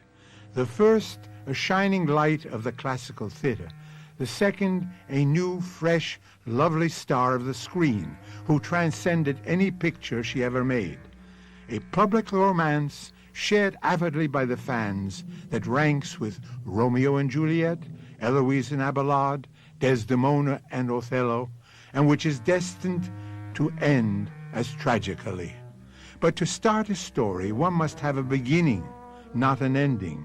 So, let's go back a few days before Emily Lawrence's sudden and tragic death, back to a meeting between Emily's half-sister, Elspeth Whitmore, and Mark Stanton. But who the devil? All right, doll, you better get your clothes on and be ready to scoot. I'll give you the high sign. Hand me my gown, will you? Whoever it is, they aren't going to quit. Thanks, baby.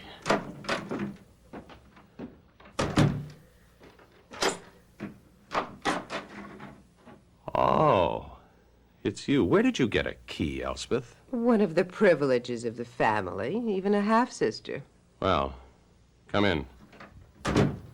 Why ring the bell when you have a key? I wanted to give you time to, put your robe on. Well, I was just trying to snatch 40 winks. Oh, do I know her? Didn't you used to go under the name of Tiger Tilly, the jungle cat? Funny. Very funny. Not to me, or would it be to my sister? Now get rid of her, Mark. I want to talk to you. I will be in the living room on the phone, my back to the door, pretending your matinee curtain isn't coming down early. But don't think I won't sneak a look at what's your style this month, brother-in-law. B. Elspeth, anything stirring? Oh, how much? No, that's too low. They've got to come up with 700. Well, let them stew on it. I'll be back in the office soon. Huh? Oh, wait a sec. No. No, I was just looking at a would-be rising star. Listen, if there's anything urgent, I'm at my sister's apartment. It's listed under Mark Stanton on the Rolodex, but it's still my sister's apartment. Bye. Well, Elspeth, to what do I owe this rather surprising early afternoon visit? I thought agents were always busy during lunch hours. Sorry to disappoint you. We take a breather now and then. Don't you ever? What does that mean?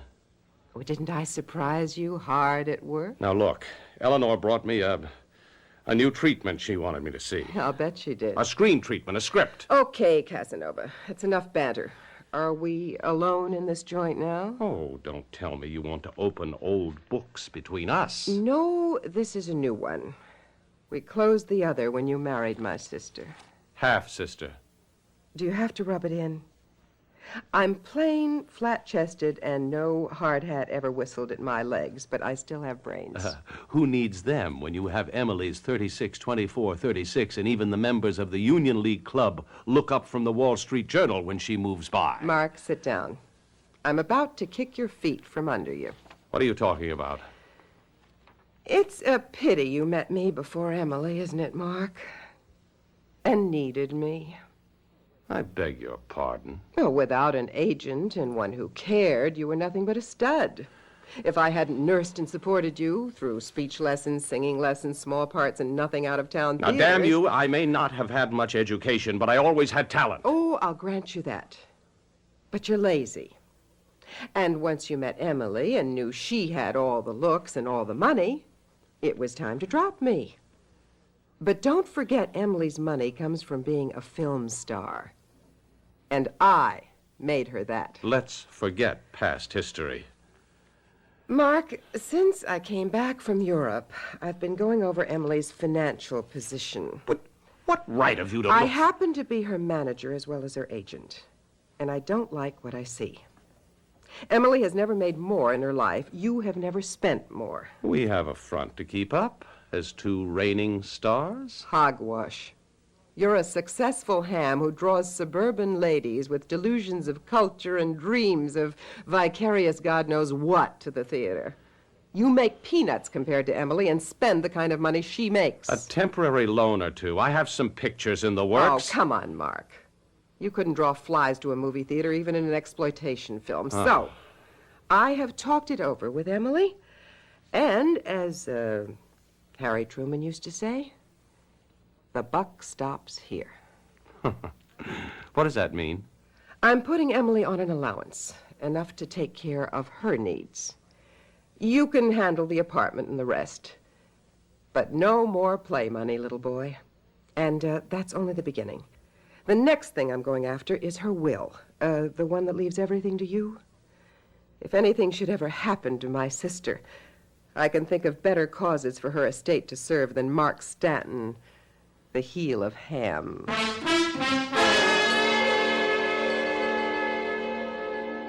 In the elevator, all my efforts to stay calm and unruffled meeting Mark again dissipated into thin air. Thank heaven I was alone, as my knees turned to water, thinking and dreaming of him as once it had been between us. By the time I reached the ground floor, I knew I needed another session with Madame Erectho. Why do you imagine you can ever fail? You are one of us. I have always thought one of the strongest in the coven. I never have doubts except in one area. Every Achilles has his vulnerable heel. Every witch her own weakness. We must fight always against the world to hold the true faith. Come, daughter, let us pray together. Draw the drapes while I light the candles.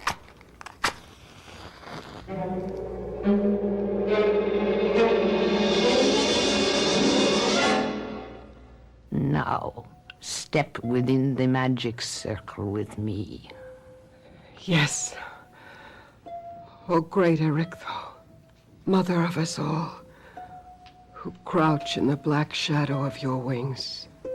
I conjure thee, form of the instrument, by Lucifer, prince of darkness, by all the stars which rule by the four elements, that we may obtain by thee the perfect issue of all our desires, which also we seek to perform without evil, without deception. We are answered. I know what I'm doing is right. Will it turn out that way? Will you read the tarot cards for me? I am your sister in Satan. I am at your command. Sit down while I shuffle the cards. You know what that means without asking. The King of Coins. A sign of ill omen. Was the question asked for yourself? No. I will ask one for myself now. Then cut. The Ace of Cups. That is a promise of beauty and fertility. For me? Why not? You are young. Scarcely beautiful. One more question. One only. I'm asking it in my mind. Cut. The card of death. The 9 of Swords. No. Not my sister. Not my sister.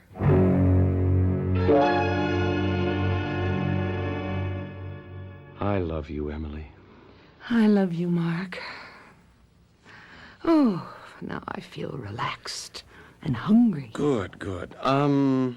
Elspeth was around this afternoon. Here? Why? Oh, being the big business manager, saying we were spending too much money. She's smarter than we are about things like that. Yes, but is she really putting you on a strict allowance? Well, I guess I'll have to go along with her. She says I'm starting to spend more than I make. Now, how is that possible? Maybe you need a new business manager. Oh, nobody would be better than Elspeth. Besides, she's got to make a living, too. And who would I get? Well, how about me? Oh, darling, you have no idea of the value of money. No, when I'm old and penniless, and if in his infinite mercy the man upstairs saves you from looking at me anymore and snatches you upstairs for himself, Elspeth tells me she'll be my guardian. Well, she does want me to make a new will, and it wouldn't be a bad idea. We're both so stupid about how to handle what we've got. And if anything ever should happen to me... Oh, darling, please, I was only kidding. Let's get off this. No, as long as we got on it, I think Elspeth has the right idea. She'd see you didn't throw it all away, so I agreed. I'm going to remake my will on Monday. Well... Now, I've got to wash up, and you go tell the cook to get that dinner on the table. I am famished. Well, that tears it. Elspeth, Emily, one of you has got to go. Now, let's see. Which shall it be? Which can I get away with?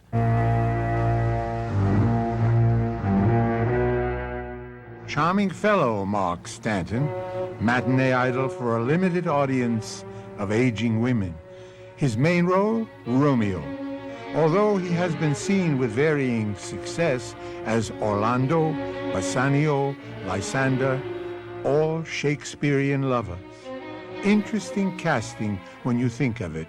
Or, as we learn about him, he might have made a better Claudius, of whom his nephew Hamlet said, "That one may smile, and smile again, and be a villain." Mystery Theater will be back shortly with Act 2.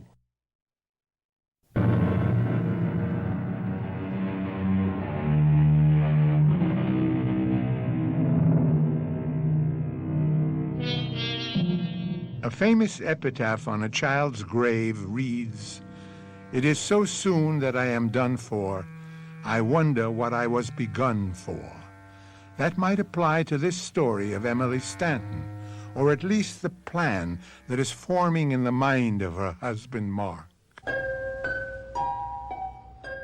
The problem with murder is not to want to commit it, but how. How to commit it and not be caught. One thing I knew, it would have to be out of the city. And fortunately, we have a place up the Hudson Valley, suitably isolated. Also, by sheer luck, Emily's picture was not shooting that weekend. Oh, what time is it, Mark? Mark? Did you call, milady? Oh, what on earth are you doing up at 5:30 in the morning? Bringing the woman I adore beyond reason her orange juice. And coffee's on the way. Oh, you angel. Thanks. Welcome. I'm so tired, I don't know how I'm going to make it to the studio today. I'll call them and tell them you're not well. No. 2 more days, and I have a whole long 3-day weekend off. I'll bounce back then. Speaking about the weekend, how about going up to the country? No, thanks. I want to just slump down here in bed and sleep and rest and hole in like a bear for his winter sleep. Oh, but darling, it isn't winter, it's spring. And I want to get up to the house. That long drive. Well, you see, I'm worried. You know, I've got the hole dug in the fall. I've got to get that sump pump into the cellar before the spring waters flood us again. You can rest up there just as well. I can rest here and we can get some men to do the job. Oh, where were they last fall when we needed them? Can't we make it next weekend? Well, it'd be too late by then, I'm afraid. All right, darling. I never can refuse you anything. Everything I do is for you. Have is yours. Except for letting your sister run our lives. Oh, that's just money. Because neither of us know how to handle Well, what's it for except to buy things? Well, we can enjoy them. I mean, I'd feel like a fool having to run to Elspeth for the rent or something. Are you trying to get rid of me? Well, of course not, darling. How could you think a thing like that? I don't. So stop talking about it. You don't have to do that if I was dead, and I don't intend to be. I should hope not. Look at the time. Whoop, I've got to shower and dress and get out of here. How about lunch? I can't, sweetie. I have a business appointment.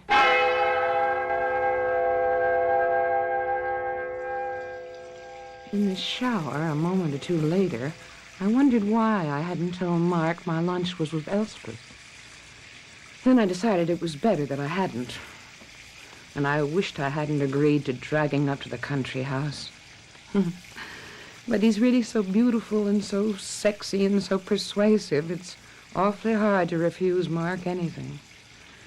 If I'd only known I'd picked the wrong thing to ever refuse him, I'd never have let Elspeth talk me into what she called having more backbone, Emily. You can't give in to everything Mark wants or asks. He's a selfish child. That isn't true, Elspeth. Look, honey, take it from me. I found out the hard way. I'm sorry. I didn't mean to bring all that up again. All right, forget it. I've forgotten Mark that way. Plant us two side by side and ask any man to choose. Which way would it go? Well, I'd never have come back from the coast a year ago if I'd known I was going to bust up a romance between you. Emily, we've been over this ground before. You didn't bust up the romance. There wasn't any to bust up except on my side. Mark needed a good agent, and he got me. In more ways than one. So, fini, period. I'm still sorry it hurts. I wish I could make up for it. Well, you can. Two ways. Draw that will, making me executrix of your estate, and let me budget your dough. It seems unfair to Mark. Listen, Emily, I don't want you to get your back up, but I get the word he has gambling debts, and if he thinks he has backing, he could go sky high. Now, just let me put the brakes on, okay? I suppose it's too much to hope that your love for that muscle-bound Greek statue you married isn't letting up any. Mark? What would make you think a thing like that?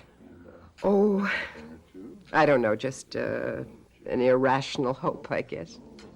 You still love him, don't you? That isn't the point. I love you, and I'm very concerned about you. What do you mean? I don't know. You'd only laugh at me if I told you. It's really funny, isn't it? I mean, the genes. We both come from the same mother, but our fathers were so different. You, blonde, blue-eyed, open, uncomplicated, trusting. And me, dark, brooding, sharp-tongued. Much of this world, and yet not. What does that mean? I could never explain that to you in a millennium. But I am a psychic. You mean like those funny cards you used to read and foretelling what's going to happen and things like that? Yes, things like that. Emily, listen to me. This is a dangerous time for you. Be careful. Just be very careful. But I don't know what you mean. I can only see so far. I can only warn you. Just be very careful. Now, you are scaring me. I mean to. Well, it isn't only you. It's just that I have the weekend off, and Mark and I are going to the country. Ellie, I really don't want to. I'm scared of the drive. You mean because of Mom and your father? Yes. Emily, how many times have I told you it wasn't your fault? It was in the cards. I was driving when they were killed. And a drunken madman by fatal chance jumped the road divider and forced you off the road. What else could you have done? It was not your fault. I know, but I still have nightmares about it. You're not going to drive, are you? I'll never drive a car again. It's just, I'm afraid even to get into one. Now, excuse me for changing the subject, but you have to get back to the set soon. I want you to take a quick run up to my office. Why? Harry is there now. I had him draw up a new will for you, and I think we ought to get it signed right away. Well, I don't know. Mark is sort of hurt that... Emily, if anything ever happens to you, I will take care of him the way he should be. You know you can trust me for that.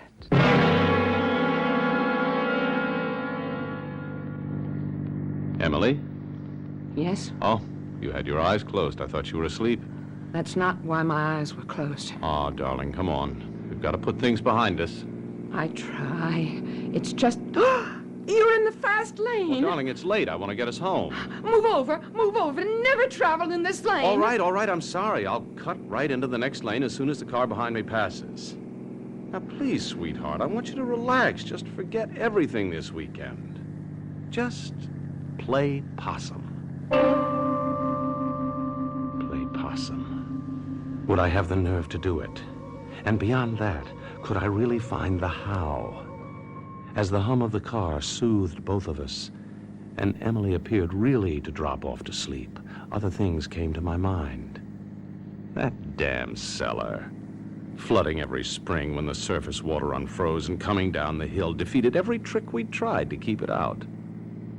The sump pump was the only answer. And suddenly, at that moment, although it turned my stomach, there was the answer to my bigger problem.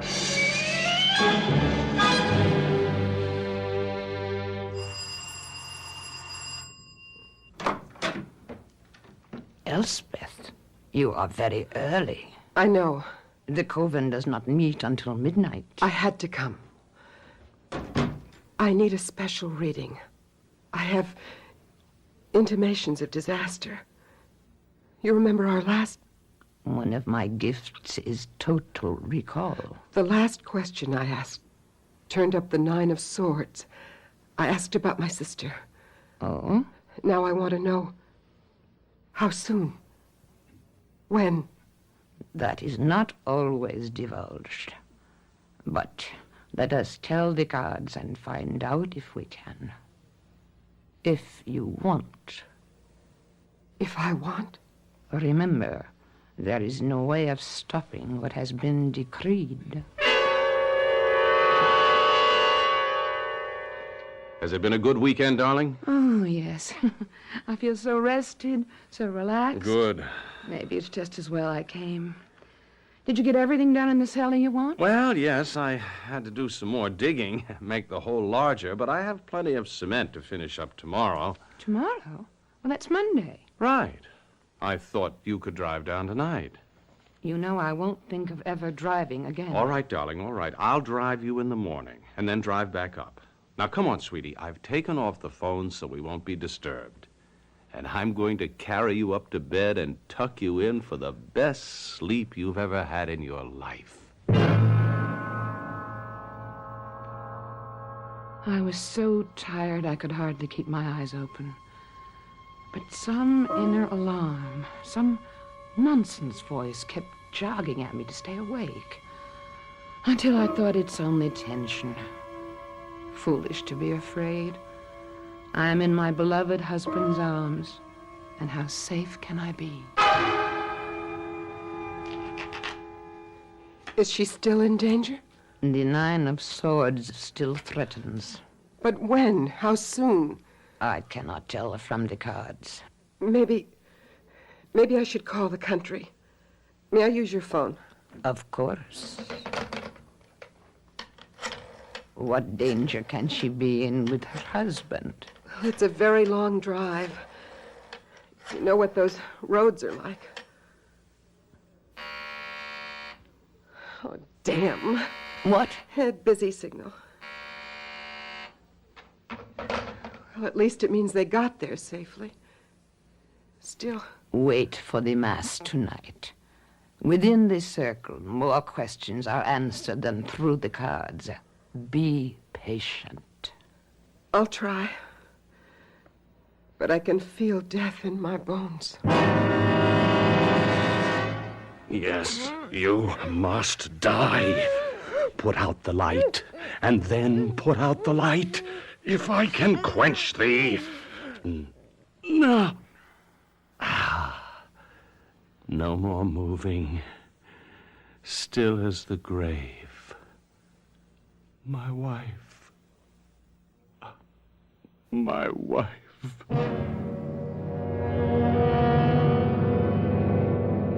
I must have been mad, Emily, to have killed you. Because I do love you. Only that I love myself more. Or money. Or the need of it. What have I done? How do I cover it? Of course. The car. An accident. No. An accident with the car into the river at the Devil's Elbow. But the body must never be recovered. Then, who could prove anything? The grave is already made. Can I get away with it? Of course I can. I can get away with anything. No! What is it, Elspeth? You interrupt the mass. Eric thought a death has occurred. A death you prophesied. I must leave. Give me permission to leave the magic circle. If the death is accomplished, what can you do? But go, if you must. Well, try it again, operator. Or get me someone who can make the connection if it's out of order. This is a matter of life and death.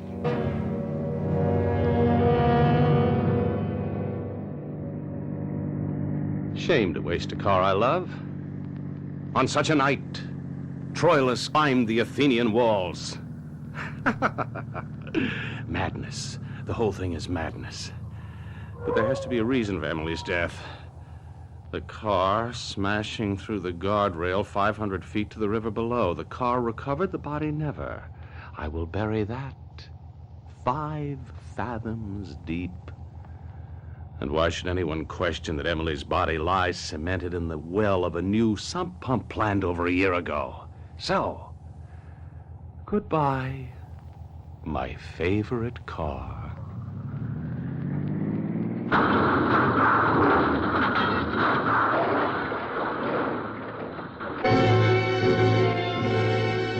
The die is cast.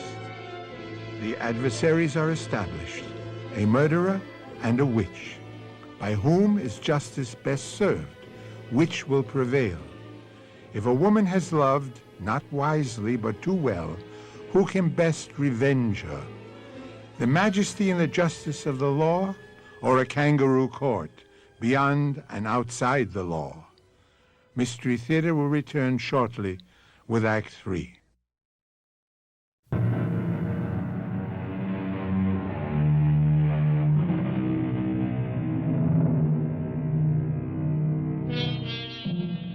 Mark Stanton has deliberately murdered his wife, and he has had what seems to him a very practical means of disposing of body and suspicion, which may work for normal authority, but possibly not for his sister-in-law, since he has no idea that she is a modern witch. For the moment, though, he is involved with simple but fiercely necessary occupations.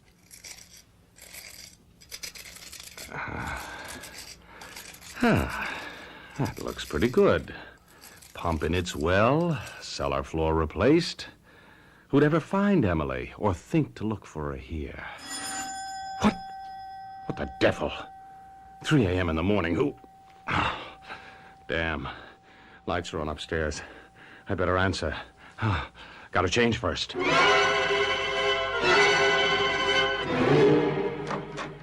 Well, about time. Oh. I always seem to be surprising you in en dishabille. Well, what do you expect at this time of night? All right, come in. That's about the first polite thing you've said to me in months. Oh, let's cut the funny talk. What are you doing up here in the middle of the morning? An interesting phrase. Shouldn't it be the middle of the night? All right, all right. Let's bury the New York smart talk. What do you want? To see my sister. She isn't here. Oh? Why not? She had a 5 o'clock call on location for sunrise shots. So she decided to drive back last night and have the limousine take her on location this morning. What made you take a 2-hour drive out here at this time of night? I'll tell you half of it. I was scared, if that means anything to you. Well, it doesn't. What's the other half? I won't tell you that yet. Although someday you just might have to learn. I won't even pretend to understand that. Oh, excuse me. Yes. Yes, that's right. I'm Mark Stanton. What? Where? No, never mind all that. How is she? No, I'll be right down there. What was that? Emily. Her car went out of control at Devil's Elbow. Oh, no. She went through the guardrail, plunged 500 feet down into the river. The car's a total wreck. Never mind the car. What about Emily? Well, they haven't found her yet. The car windows were open. If she got swept down the river and into the lake, they may never find her. You mean she's dead? You don't have to.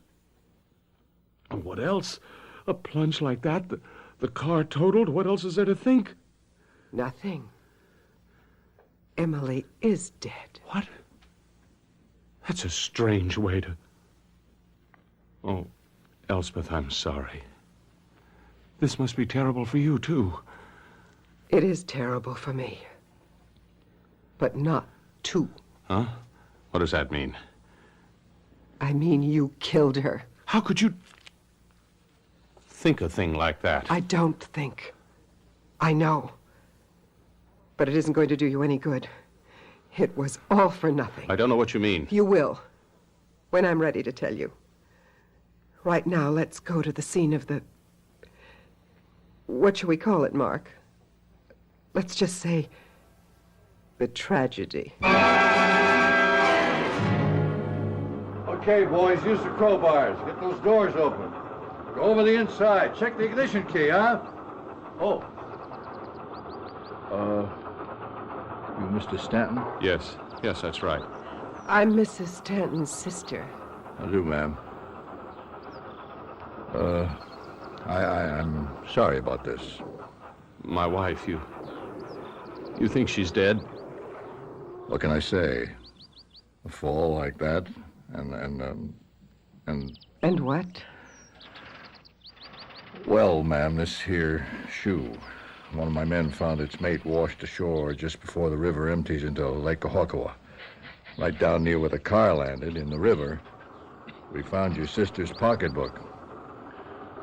It don't look good. Can't her body be recovered from the lake? We'll try, but that lake bottom is soft mud, or whatever you want to call it, from all the leaves the trees have been dropping for millions of years. It's like a quicksand. Nobody who ever drowned in that lake ever was seen again. Oh, my God. Look, why don't you go on home, Mr. Stanton, and take your sister-in-law with you. As soon as I'm finished up here, I'll drive up. There are some questions I'll have to ask. Well, what do you mean, was Emily exceptionally tall? Well, for a woman, I meant. Actually, my sister was quite small. 2 inches shorter than I am. And I'm only 5'4". Well, all right, yes, Emily was quite tiny, but what difference does that make? The driver's seat was adjusted for somebody as tall as, well, say you, sir. Oh, well, it could have been knocked back in the crash, couldn't it? Yes, sir. It could. Was your wife wearing gloves when she left? Gloves? Why? Driver's wheel had no fingerprints on it. I just wondered. Oh, yes, now I remember. Yes, I think, yes, she did have gloves. You drive with gloves, Mr. Stanton? Oh, yes, usually, and the car is on constant maintenance at the garage. Yes, sir. All right, just one more question for now. Were you alone in the house when the accident happened? Well, I suppose I must have been. Well, I was just wondering if your sister-in-law was also here. I arrived shortly before Emily left. I had planned to drive her into town this morning. We had some business to discuss, but when she insisted on leaving last night, I was just too tired to make the trip, and I had brought Mark a new script. Since Emily was taking Mark's car, I decided to stay, let him read the script, and we could drive in tomorrow discussing it and return it on time.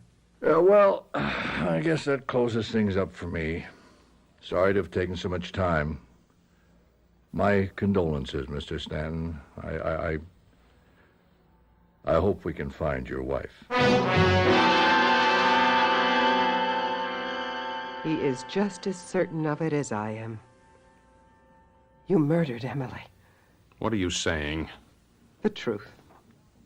If you believe that, why did you alibi me? I wanted to spike the sergeant's suspicions, at least temporarily. What are you up to? At the moment, not very much. I want to sleep on all of this. Oh, by the way, don't entertain any ideas of getting rid of me. You see, brother-in-law dear, I happen to be exactly what you think of me. A witch.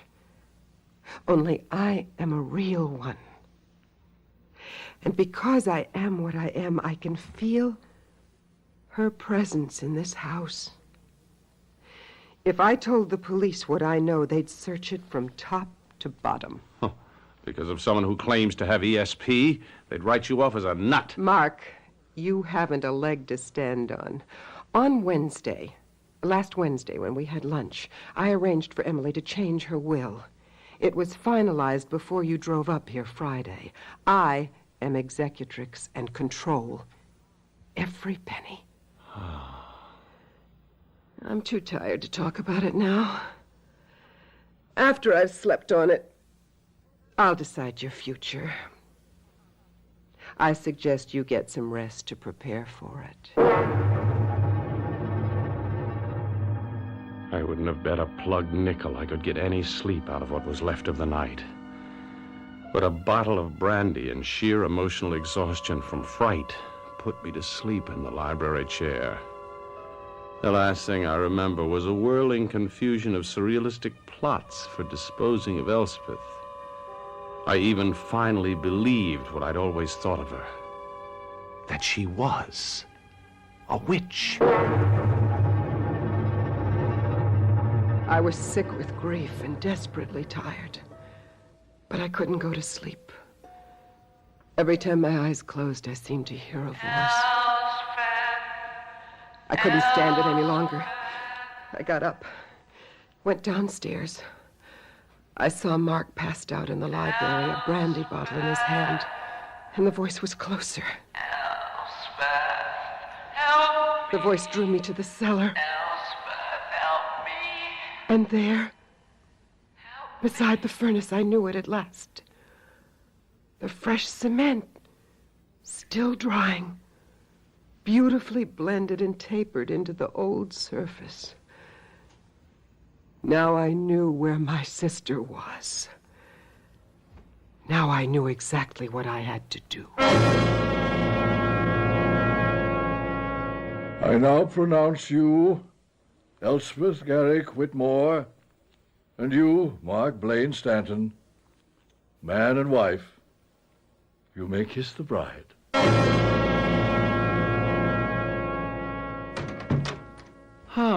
Home sweet home. So, you got me at last, Elspeth. That's right, Mark. My dear husband. And no way out for you. One word from me and Sergeant Harkness would dig up that cellar and you'd spend the best part of your life in jail for murder. I'm grateful to you, of course. But some things I still don't understand. Oh, you will. Hubby, darling. Just give your bride a few minutes to slip into something fetching, and we'll start to begin our married life. I promise you'll find me all I told you I really am.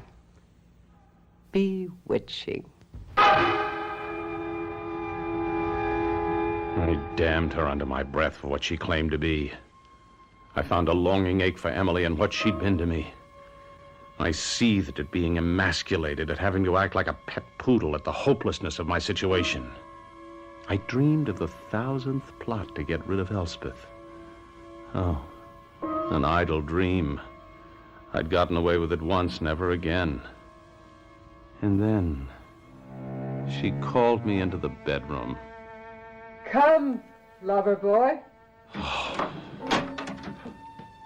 good Lord. No. You didn't really believe I was a witch, did you? You're not Elspeth. You're Emily. I've borrowed her aspect. Does it please you? Yes, I love you. I want you.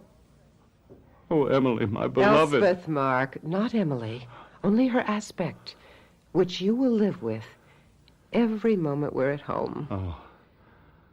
But you will not touch me, either as myself or my sister you killed. I don't understand. I want to be sure you can't get away with it.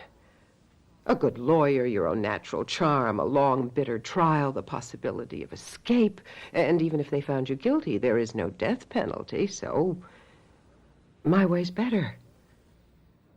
No money, no freedom. The remembrance every day of the crime you committed, the girl you murdered to haunt you fresh and lovely while you grow old and forgotten.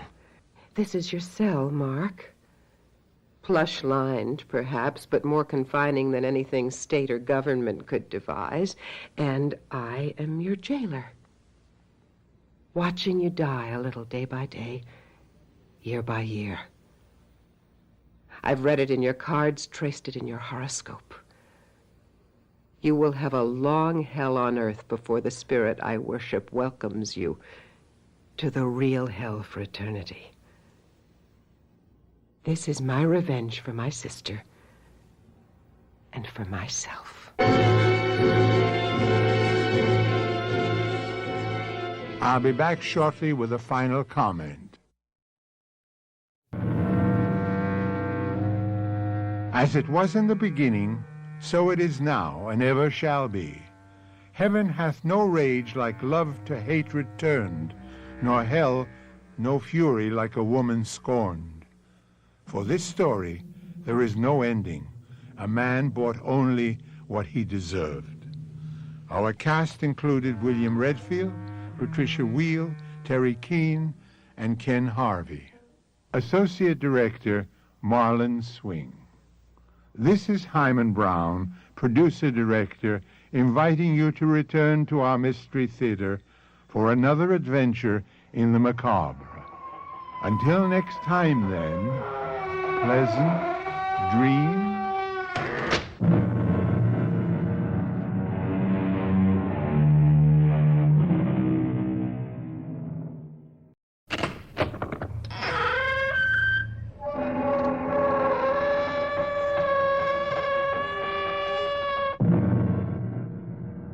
Come in. Welcome. Welcome to Mystery Theater. I'm Hyman Brown. None of us is immune to that old game about people once in the public eye. I suppose you could call it the whatever happened to game. In this case, the woman generally considered the most beautiful, the most desirable in the world, Marcy Herrick. The first accident was a 10-day wonder, but the second didn't get as much publicity.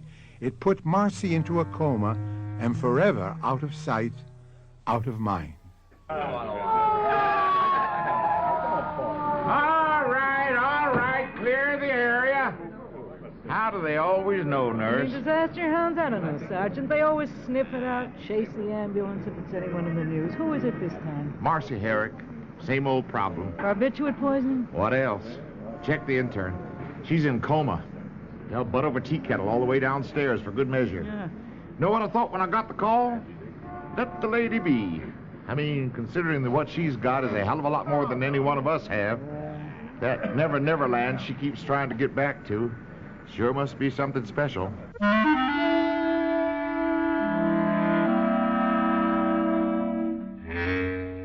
Our mystery drama, Prison of Glass, was written especially for the Mystery Theater by Ian Martin and stars Lois Nettleton. Mystery Theater will be back shortly with Act One.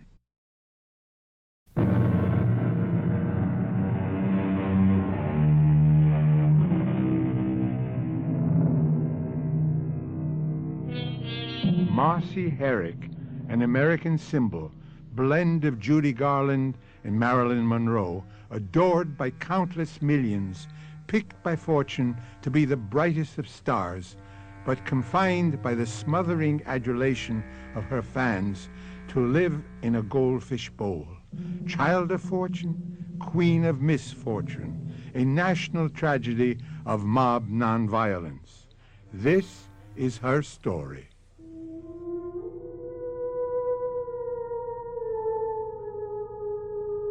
All my life, I dreamed of being here, inside this glass paperweight, with the feathery snow under my feet, and the dark little house with the bright red door beckoning to me to enter it and discover its secrets at last. No more wondering if I could really see a tiny shadow across the window under the eaves, or the handsome, dark face I pretended to myself looked out from the oriel window on the ground floor. Well, now I am here at last. And all I want to do is break out of my glass prison. I want to scream till the glass shatters. So terrible to look out, seeing everything magnified, and knowing that the one possession I love the best has ended up being a prison I may be shut away in forever.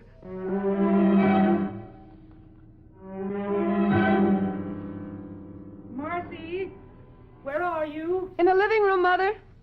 What are you doing? Playing with this paperweight. How pretty the snowstorm is. So many years since I saw snow, and since... Don't you ever get over Fred and get him off your mind. Pop? No. I'll never forget him. Do you? Of course I don't. But there's no point dwelling on the dead. Oh, every time I see the paperweight, it's like he was still in the room, laughing that funny, deep way he did, pleased that I was pleased with my present. It's too long ago to still be mourning for him. Why? Because he's gone. I'd like to make an end of that silly child's toy sometimes. You're too old to play with toys. This isn't a toy. It's a real old antique. Pop told me. Look at the little house, and the trees planted round, and the path leading over the little hill to the door. And turn it upside down and then right side up and watch the snowflakes fall. Look, Mother, wouldn't you love to be small enough and to be able to somehow get inside there and walk up that path and knock on the door? Who do you suppose would open it? Oh, Marcy, that's enough nonsense. You know who I keep being sure it would be? Who? Pop. That's who it would be. Pop. Now that is all. You put the paperweight down and come and get dressed. We've got a million things to do to get ready for the contest. Come on. Mother, do I have to go? To the finals? But you're going to win. So what? Well, first of all, it means money. And second, it means you can enter the state contest. And after that... I don't want to go. Why not? I hate being stared at and walked around and examined as though I was a prize heifer or an animal in the zoo. Or something even worse. What are you talking about? Oh, you should see how the men look at you in the bathing suit parade and where their eyes go. It's humiliating, degrading. You mean you'd let me down? After I've devoted every minute of my life to you, working as a cleaning woman, doing other people's dirty work just so I could give you a decent home and a chance in life. No, Mom, I want to pay you back, but not this way. Well, how else? You know I haven't got much time left to me with my heart condition. How are you going to make enough money to pay off the debts I've had to run up? Oh, no, sir. You want to pay me back, Marcy Gerstenberg? You follow the path I set for you. You'll see. One day, you're going to be a star. I don't want to be a star. Well, you can decide that when you get there. Because I'm going to keep pushing you till you get to the top. Even if it kills the both of us. Well, it killed Mom, all right, within a few years. And it killed me, a little bit at a time. The paperweight became a kind of symbol for me. Inside it, I might be safe and private.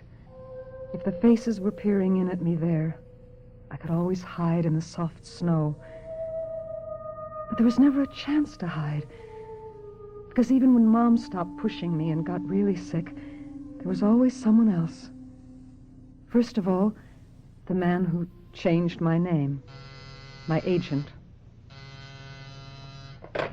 You know, what is it? Marcy Herrick, you're damn right, sent her in. Little Miss Sunday School, what you think she's trying to do to me? Good morning, Dave. Come in and shut the door. What's good about it? Well, we're both alive. Well, if I didn't invest so much time and bread in you already, you wouldn't be for long, sister. I'd break that alabaster neck of yours with my bare hand. Don't be mad. Mad? I'm on my 6th alpha pill this morning. Why'd you stand up Nicholas Sagat for yesterday? The guy's an octopus. I just couldn't take it again. Well, you're not a teenager anymore. You know he's got a part in his picture that can make you. You land this part, do it the way you're told, and we're at the start of the payoff at last. I got an investment in you I want back. Is that all I am to you? A warm body you can peddle? Oh, cut the sarcasm, baby. It's not your style. You got a mother in the hospital who's expensive to maintain. You want to keep her there? Sergit will never see me now that I stood him up. I fixed it. I had him on the phone 15 minutes this morning. I'd eat plenty crow, but I fixed it. How? Now, wait a minute. If you have any idea now, that look, I'm a louse, a hard-nosed son of a gun, but I have some standards. I pulled the little hearts and flowers. I told him you had to go see your mother in the hospital. That's where I was. And I figured. With all you got going for you and a mother who needs you, I don't know what it is that you keep running from. I think you still ought to be seeing a good shrink. No. Well, that's your business, I guess, but do you make the appointment I set up with Sergit today at 2? I guess so. You'd better, because this time, for one reason or another, I'm going to be with you. Meet me at his office 1:45, and wear some lipstick and a dress that fits tight. Ah, Miss Herrick, I'm delighted to meet you again, at last. And Mr. Morgan. Hi, Nick. It really wasn't necessary for you to escort your charming client. She is perfectly safe with me. Marcy has a back-to-back appointment with Multinational for the ingenue lead in the new feature. I'm playing chauffeur for her because her own car's laid up. Oh, I see. Well, then I won't keep you long. Sit down, everyone, please. Thank you. Well, I had forgotten how beautiful you are. What a pity. You mean the part is cast? No. I mean only that your time is so short today. I would have liked to go over the shooting script with you personally. Well, if I can get a copy of the script, I'd be happy to come back and read for you. No. I don't work that way. I mean, I must learn to know the actor. I'd have him or her learn to know me. We must establish a rapprochement. No? I mean, it is, as we say, a one-to-one situation, no? However, I'm sure we can let Miss Herrick have a scene, a few pages, to give her the feeling of the part. How soon can we meet again? Well, if you're under any pressure, Mr. Sergit. When are we not? When are we not, all of us? Name the time and the place. I'll have my client there. All right, my bungalow, on the set. Day after tomorrow at, say, 5:30. We'll be there. She. A one-to-one situation, as I said. She'll be there. Right, Marcy? Right, Dave. You make the dates. I keep them. I can't blame Dave. Nothing overt was even particularly hinted at. It was a business appointment, it was an exceptional part, and I was an actress.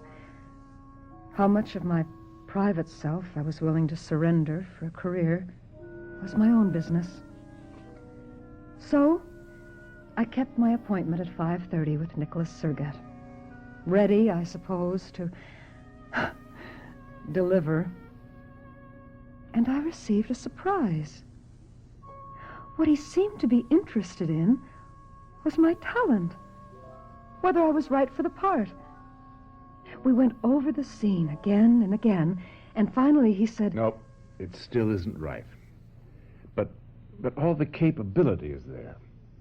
The part is yours if you want it. But of course I do. I don't know what to say. As far as the part is concerned, we'll let your agent handle that. But as for us, now that is something else again. Uh-oh. No, don't jump to the obvious conclusion. Which is true enough, Marcy. I am a man. I'm not a stone. And that's what my contract depends on? Don't be silly. I can have 100 partners, more sensual, more practiced, or more perverted than you. For us, there's something different. Isn't there always? Marcy, please grow up. I'm talking of something that I see in you beyond a simple urge of sex. Something that you will communicate to every man as strongly as you do to me. What our final relationship will be is kind of hard to say. I mean, it's compounded of so many things. Director, actress, husband, wife, lover, neophyte. But none of that is important. What is that here and now I tell you, you will play in my picture.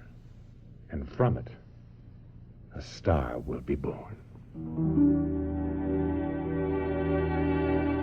Oh, he was persuasive and passionate, and he made me believe him.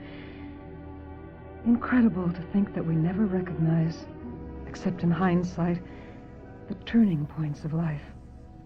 And that in this moment, with these few words, Nicholas Surgat had shaped my future entrapment and sealed his own death at my hands.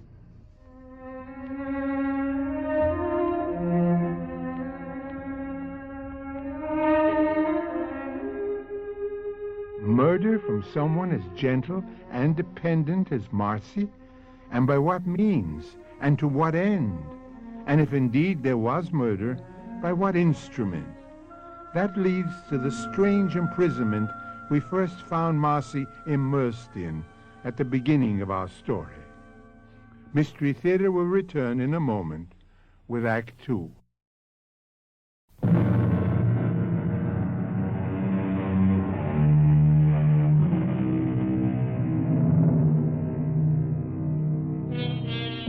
Most of you will be old enough, I imagine, to remember the headlines at the time.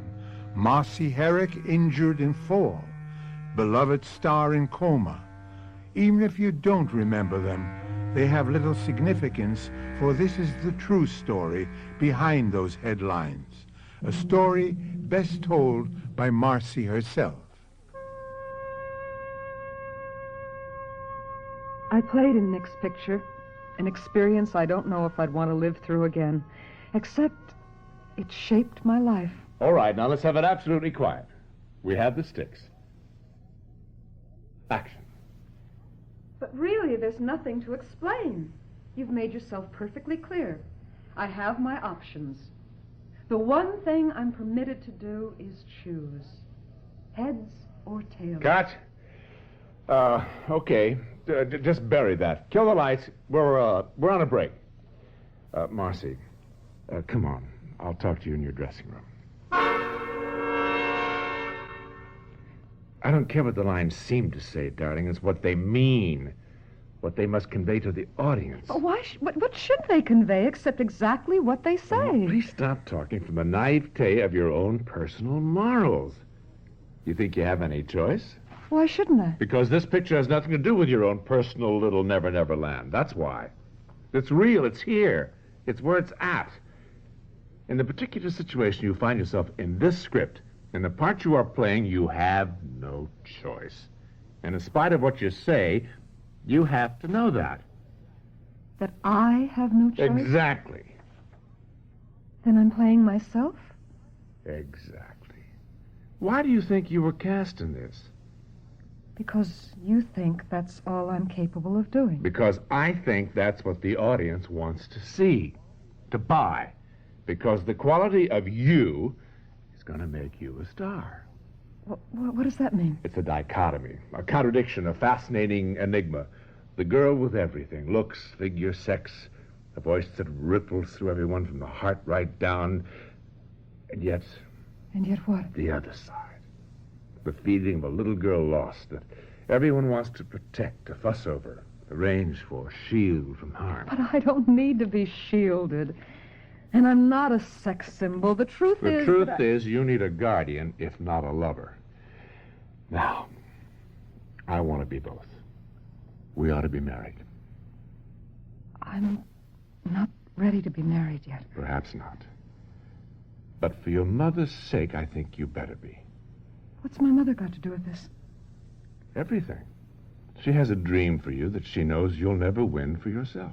A dream that might occur to you that I don't share. Don't be ridiculous.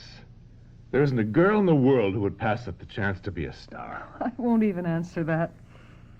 I just want to know how you know about my mother. Okay.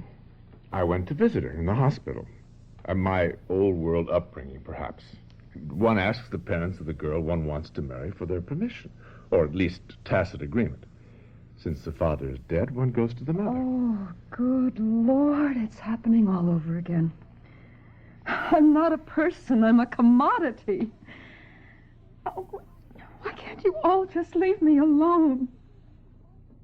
To be what? To be a... I don't know what. I never even seem to have a chance to find out for myself. To be Marcy Gerstenberg, first off, I guess. After this picture, Marcy Gerstenberg will no longer exist. There will only be Marcy Herrick. And if I don't want to be Marcy Herrick? Pretty hard to escape. There's also one contract I don't think you could break. What? An unwritten one. It's with a very sick lady in the hospital. Mom? Your mother, who's going to have open heart surgery. Very expensive surgery. Don't. Listen, Marcy. Darling, what is it you're afraid of? I mean, most girls would give their eye teeth for the career that beckons you. Why in the world don't you want it? I don't know. Because I want simpler things. A man to love, children, never to ask anything more from them than they want to give. Some time to myself. I need that. My own snow paperweight world. What? Nothing. Just a special thing of my own. But most of all, Nick, I just don't feel I have the talent. I mean, just to look at me on the set. I can't get things the way a real actress should. Baby, who wants you to be an actress? I want you to be you. No one else. If I can achieve that, if you can, you'll be one of the greatest. I know you're going to be. But you need help. I think I can offer it. And best as your husband. But I don't want to be married. But it's what you need. You have to be guided, shaped, protected. And if I refuse? Well, I might have to make a change in casting. Unfortunately for you, on the production end, there is an escape clause. Among other things, you'd be throwing away a lot of money. A lot of necessary money in your case, because... You don't have to hammer it home. Like my part in the picture, I have no options. Not even heads or tails. Marcy, you missed the point. It's the same option. There's always choice. Win or lose. Before I went to the hospital that night, I sat, idly tilting my snowstorm paperweight in my hands, watching the snow, trying to let it calm me as it used to. But not tonight. All I could think of were phrases like caught in a vice, trapped, a squirrel in a cage. And then, without any decisions, I went to see Mother. Marcy? Dave, what are you doing here? Oh, I drop by now and again to say hello. To Mom? Well, sure. I mean, we go a long way back, her and me, you know. How is she tonight? No use you going in there. They have her, like knocked out. She's worse? Well, it's why I hung around. I called you at home, but you'd already left. The doc is waiting to see you. Why? Well, Marcy, I guess this is it. They're going to have to operate. It was a long operation. Over 6 hours. And Dave sat with me in the waiting room all the way. People talk about a lot of things in the small hour of the night. Not me, but Dave did. And as he talked, I was suddenly seeing him through different eyes, realizing that once in the past, before Dad came along, Mom and he had been quite close. Now, let's get it straight again. Your contract with Nicholas Sagat and his production company only promises to deliver your services as an actress. I know that, Dave, but maybe he's right.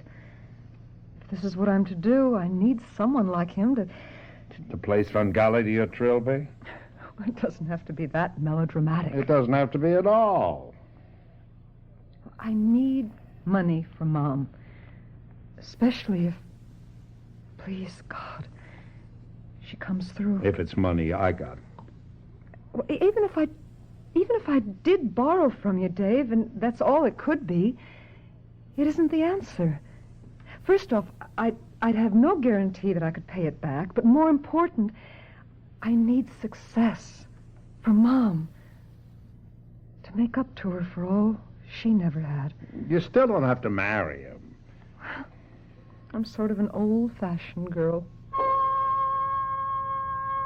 So Nick and I were married, and Tales You Win became a colossal hit, and suddenly, it seemed, although it took 2 or 3 years, I was miraculously everything Mom had wanted to be. Damn it, what are you sitting on your rear end there for? Come on, we've got a party to go to, big deals, big connections. I'm beat tonight, Nick. I can't go anywhere. Well, you're going to go somewhere. This feature's up for grabs. I want it.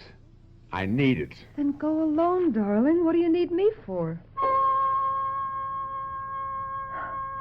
I suppose the curse of my life is naivete. It took Dave to explain that to me later. He was on the way out when he married him. He latched onto you as a meal ticket. He wanted you with him because he needed you. You're all that keeps him alive. What? Oh, baby, he knew he had it in you from the beginning. Sure, he gave you your first chance, but almost from that day on, he's been riding your skirt tails. What are you trying to say? I'm not trying. I'm laying it on the line. Marcy Herrick is alive and living well in Hollywood. Nicholas Sagat is dead and owes his existence to you not only now, but pretty near from the first day he met you. You mean that all these years he's been using me? About the size of it, sweetie. Oh, what a fool I've been. Oh, now, wait a minute. You were caught in a nutcrack. Oh, not anymore. Now that Mama's gone. Okay, Dave. I'll take care of the rest of it. But it wasn't all that simple.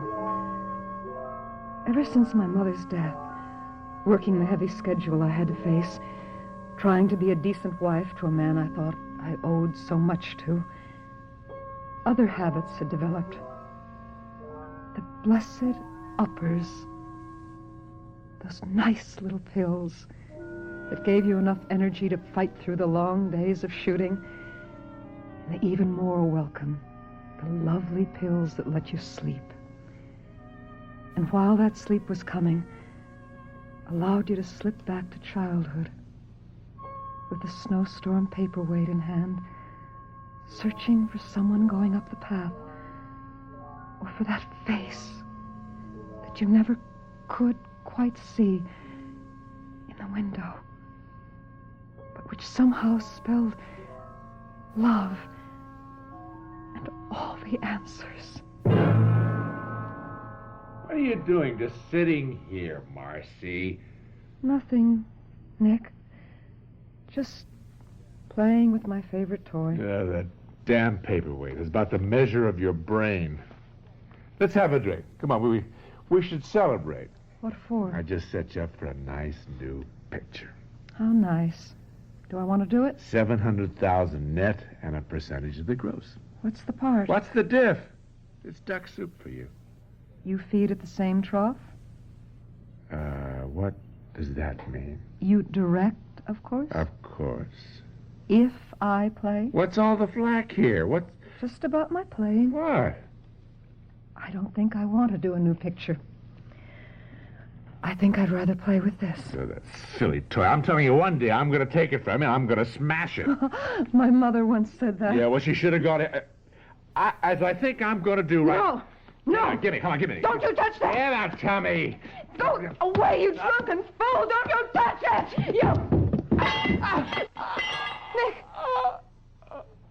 Nick, are you all right?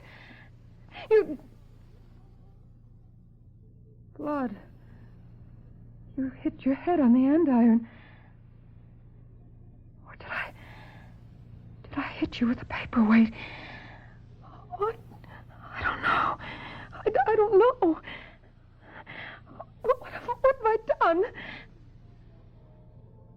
I've killed him.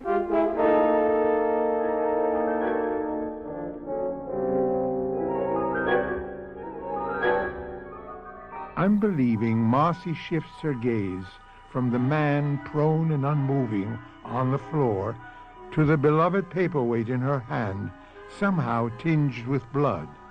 Accident or murder? We don't know yet. Even in the mildest of people, the force is unleashed when their privacy is invaded or something they treasure is threatened. Mystery Theater will return shortly with Act 3.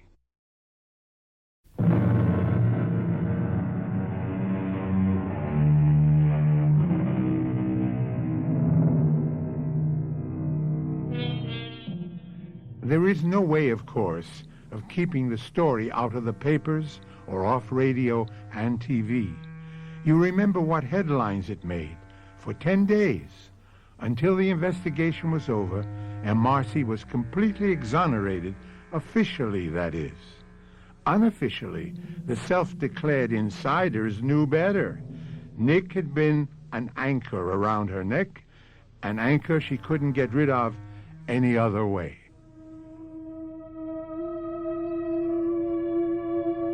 I knew all about the talk behind my back. It destroyed me, like the Chinese water torture. Because of all people, I least of all exonerated myself in Nick's death. For years, I'd hated him for what he'd made me do. I'd wanted him dead, wanted to kill him. And that night was a blank in my mind. I went to pieces. Now I wanted to die. There was nothing left for me. The pills. That's all I lived on. All that kept me alive. Marcy, you gotta listen to me, baby. I killed him, Dave. I killed Nick. You didn't. He was falling down drunk. He hit his head on the andiron. No. He killed himself. No, I wished him dead. Same thing. Marcy, you need help. I have a doctor. No, there's no help for me. We struggled, Dave, because he wanted to break my paperweight. I pushed him, and that's how he fell. It was still an accident. Maybe? I don't know. I don't remember. Oh, Dave. Oh, Dave, I don't want to go on living. There's nothing left. Oh, now knock that off. I've got 3 major features lined up for you as soon as you pull yourself together. But you've got to get some help There's first. no help for me anywhere. Except maybe inside here. If I could just walk through the powdery snow and up the little path and over the hill to the house, then maybe there'd be help. The secret of my life is here. Somewhere inside here. I've always known that. If I could only get in there and unlock the future, maybe I could find a way to want to live. Why do you believe that so strongly? What? Who are you? Paul Barkley. Dr. Paul Barkley. Who? Don't you remember? Dave Borgen recommended me to you and brought you to me. I don't remember coming here. I should think that's quite possible. under the circumstances. What circumstances? You were barely semi-conscious. Oh, I know. I'd taken a tranquilizer. A barbiturate, a little heavier than a tranquilizer. Who are you? I told you. Dr. Paul Barkley. Where am I? In my office. You should be in a hospital. What kind of doctor are you? Psychiatrist. So you think I'm crazy? No, I think the whole world is. Or sane, or somewhere in between. That's the human condition. You sound kind. But I wouldn't go to the hospital. But you would come to see me here? It wouldn't do any good. But you could try. After all, we have met and become acquainted. It isn't as if you're buying a pig in a poke. A pig in... My father used to say that. So did mine. That gives us something in common. You liked your father, didn't you? Oh, yes. Didn't you yours? Oh, yeah, we got along just fine. Still do. Oh, you're so lucky. Mine is... A long, long time ago. Not for me. It always seems just like yesterday. I'm sorry. Why did you love your father so much? Oh, he sort of, didn't care. I mean, everything rolled off his back, you know? Now, Mother was always doing and planning and pushing herself and me and everyone. But Dad always found time to sit back and chuckle, tell a funny story. You didn't like your mother? I loved her. Maybe you were a little jealous of her. Why would I be jealous of her? Because she was the one who was married to your father, not you. The paperweight isn't an obsession with me. I just love it because... Because what?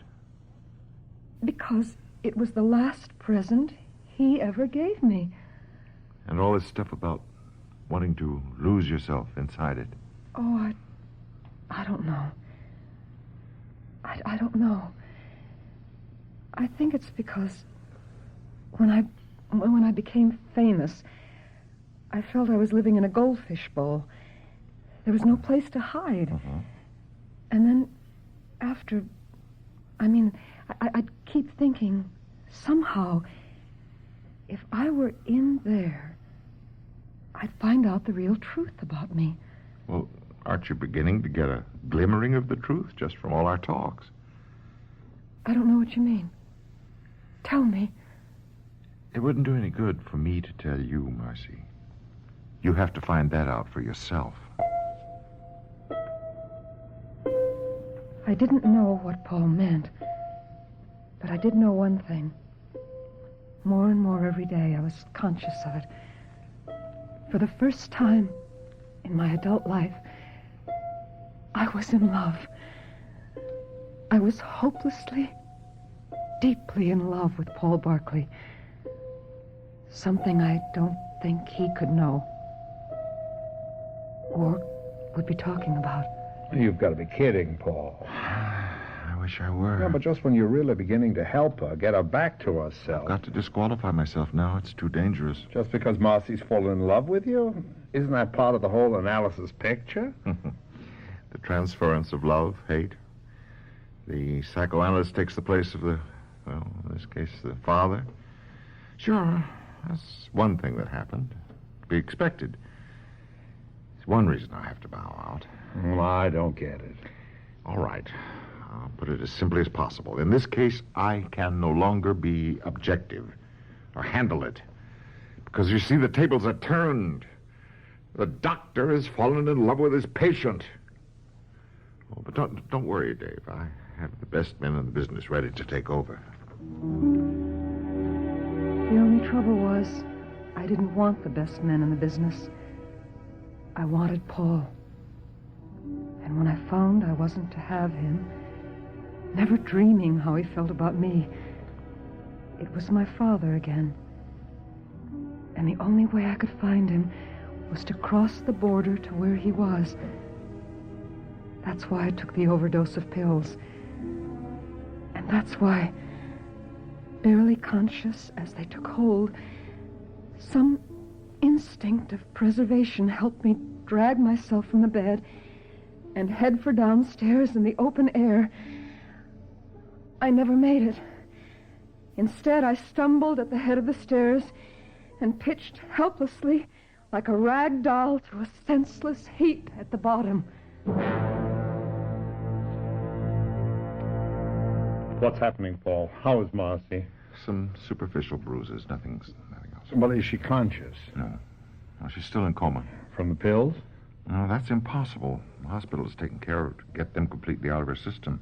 Then it's the fall. No. There's no indication that that's the cause. But why is she in a coma? One of the aspects of the problem, catatonia. Fortunately, one of the easiest in its early stages to correct. I don't care what medical name it is. How do you bring her out of it? That's a good question. I wish I knew. I have a key, but it's too late to use it to unlock Marcy's jail. When I first found myself locked inside the glass paperweight, I had no fear, only a surging sense of joy that at last I was where I wanted to be. I hurried up the path through the gently falling snow, which was warm and almost tickled like feathers, to knock on the little red door. Who is it? Wait a minute. Yeah?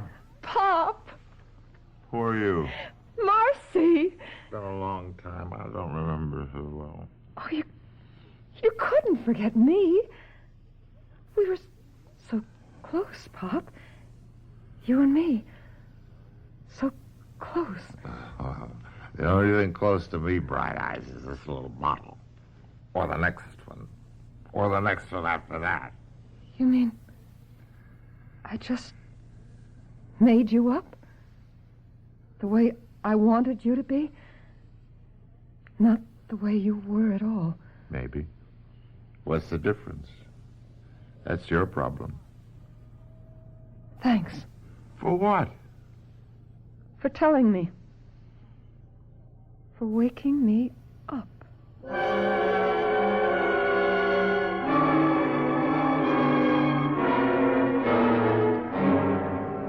I can't look at her, Paul. She could be dead. If I can't find a trigger, she might as well be.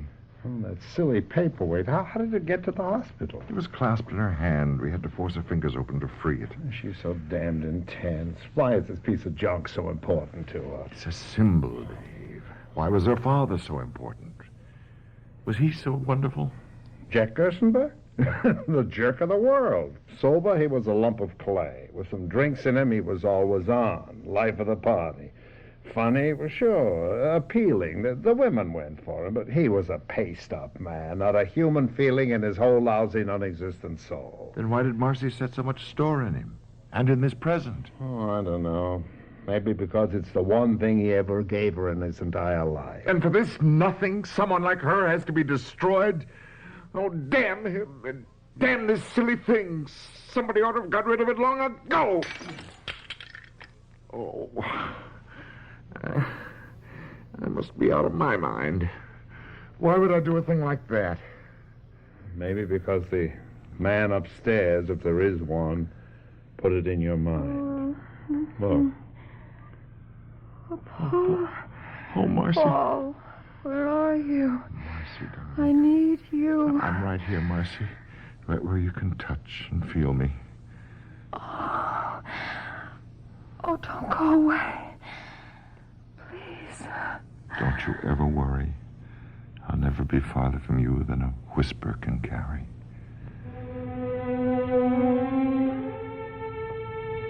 That's how I escaped from my glass prison, and how I became Mrs. Paul Barkley in a private world with 3 children and happiness and no need to look further. So, to the press and all the media, I am no longer news or interesting, even to you who are listening. The story is finished.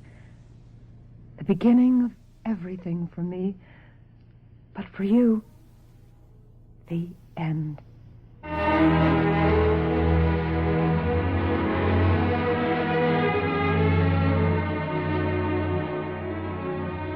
I will be back in a moment with a final thought.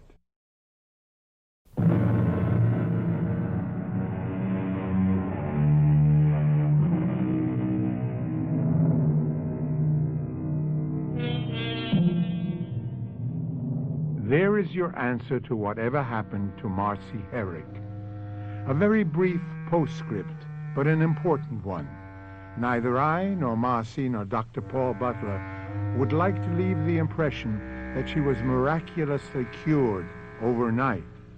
The ravages of the mind must be mended as carefully as those of the body.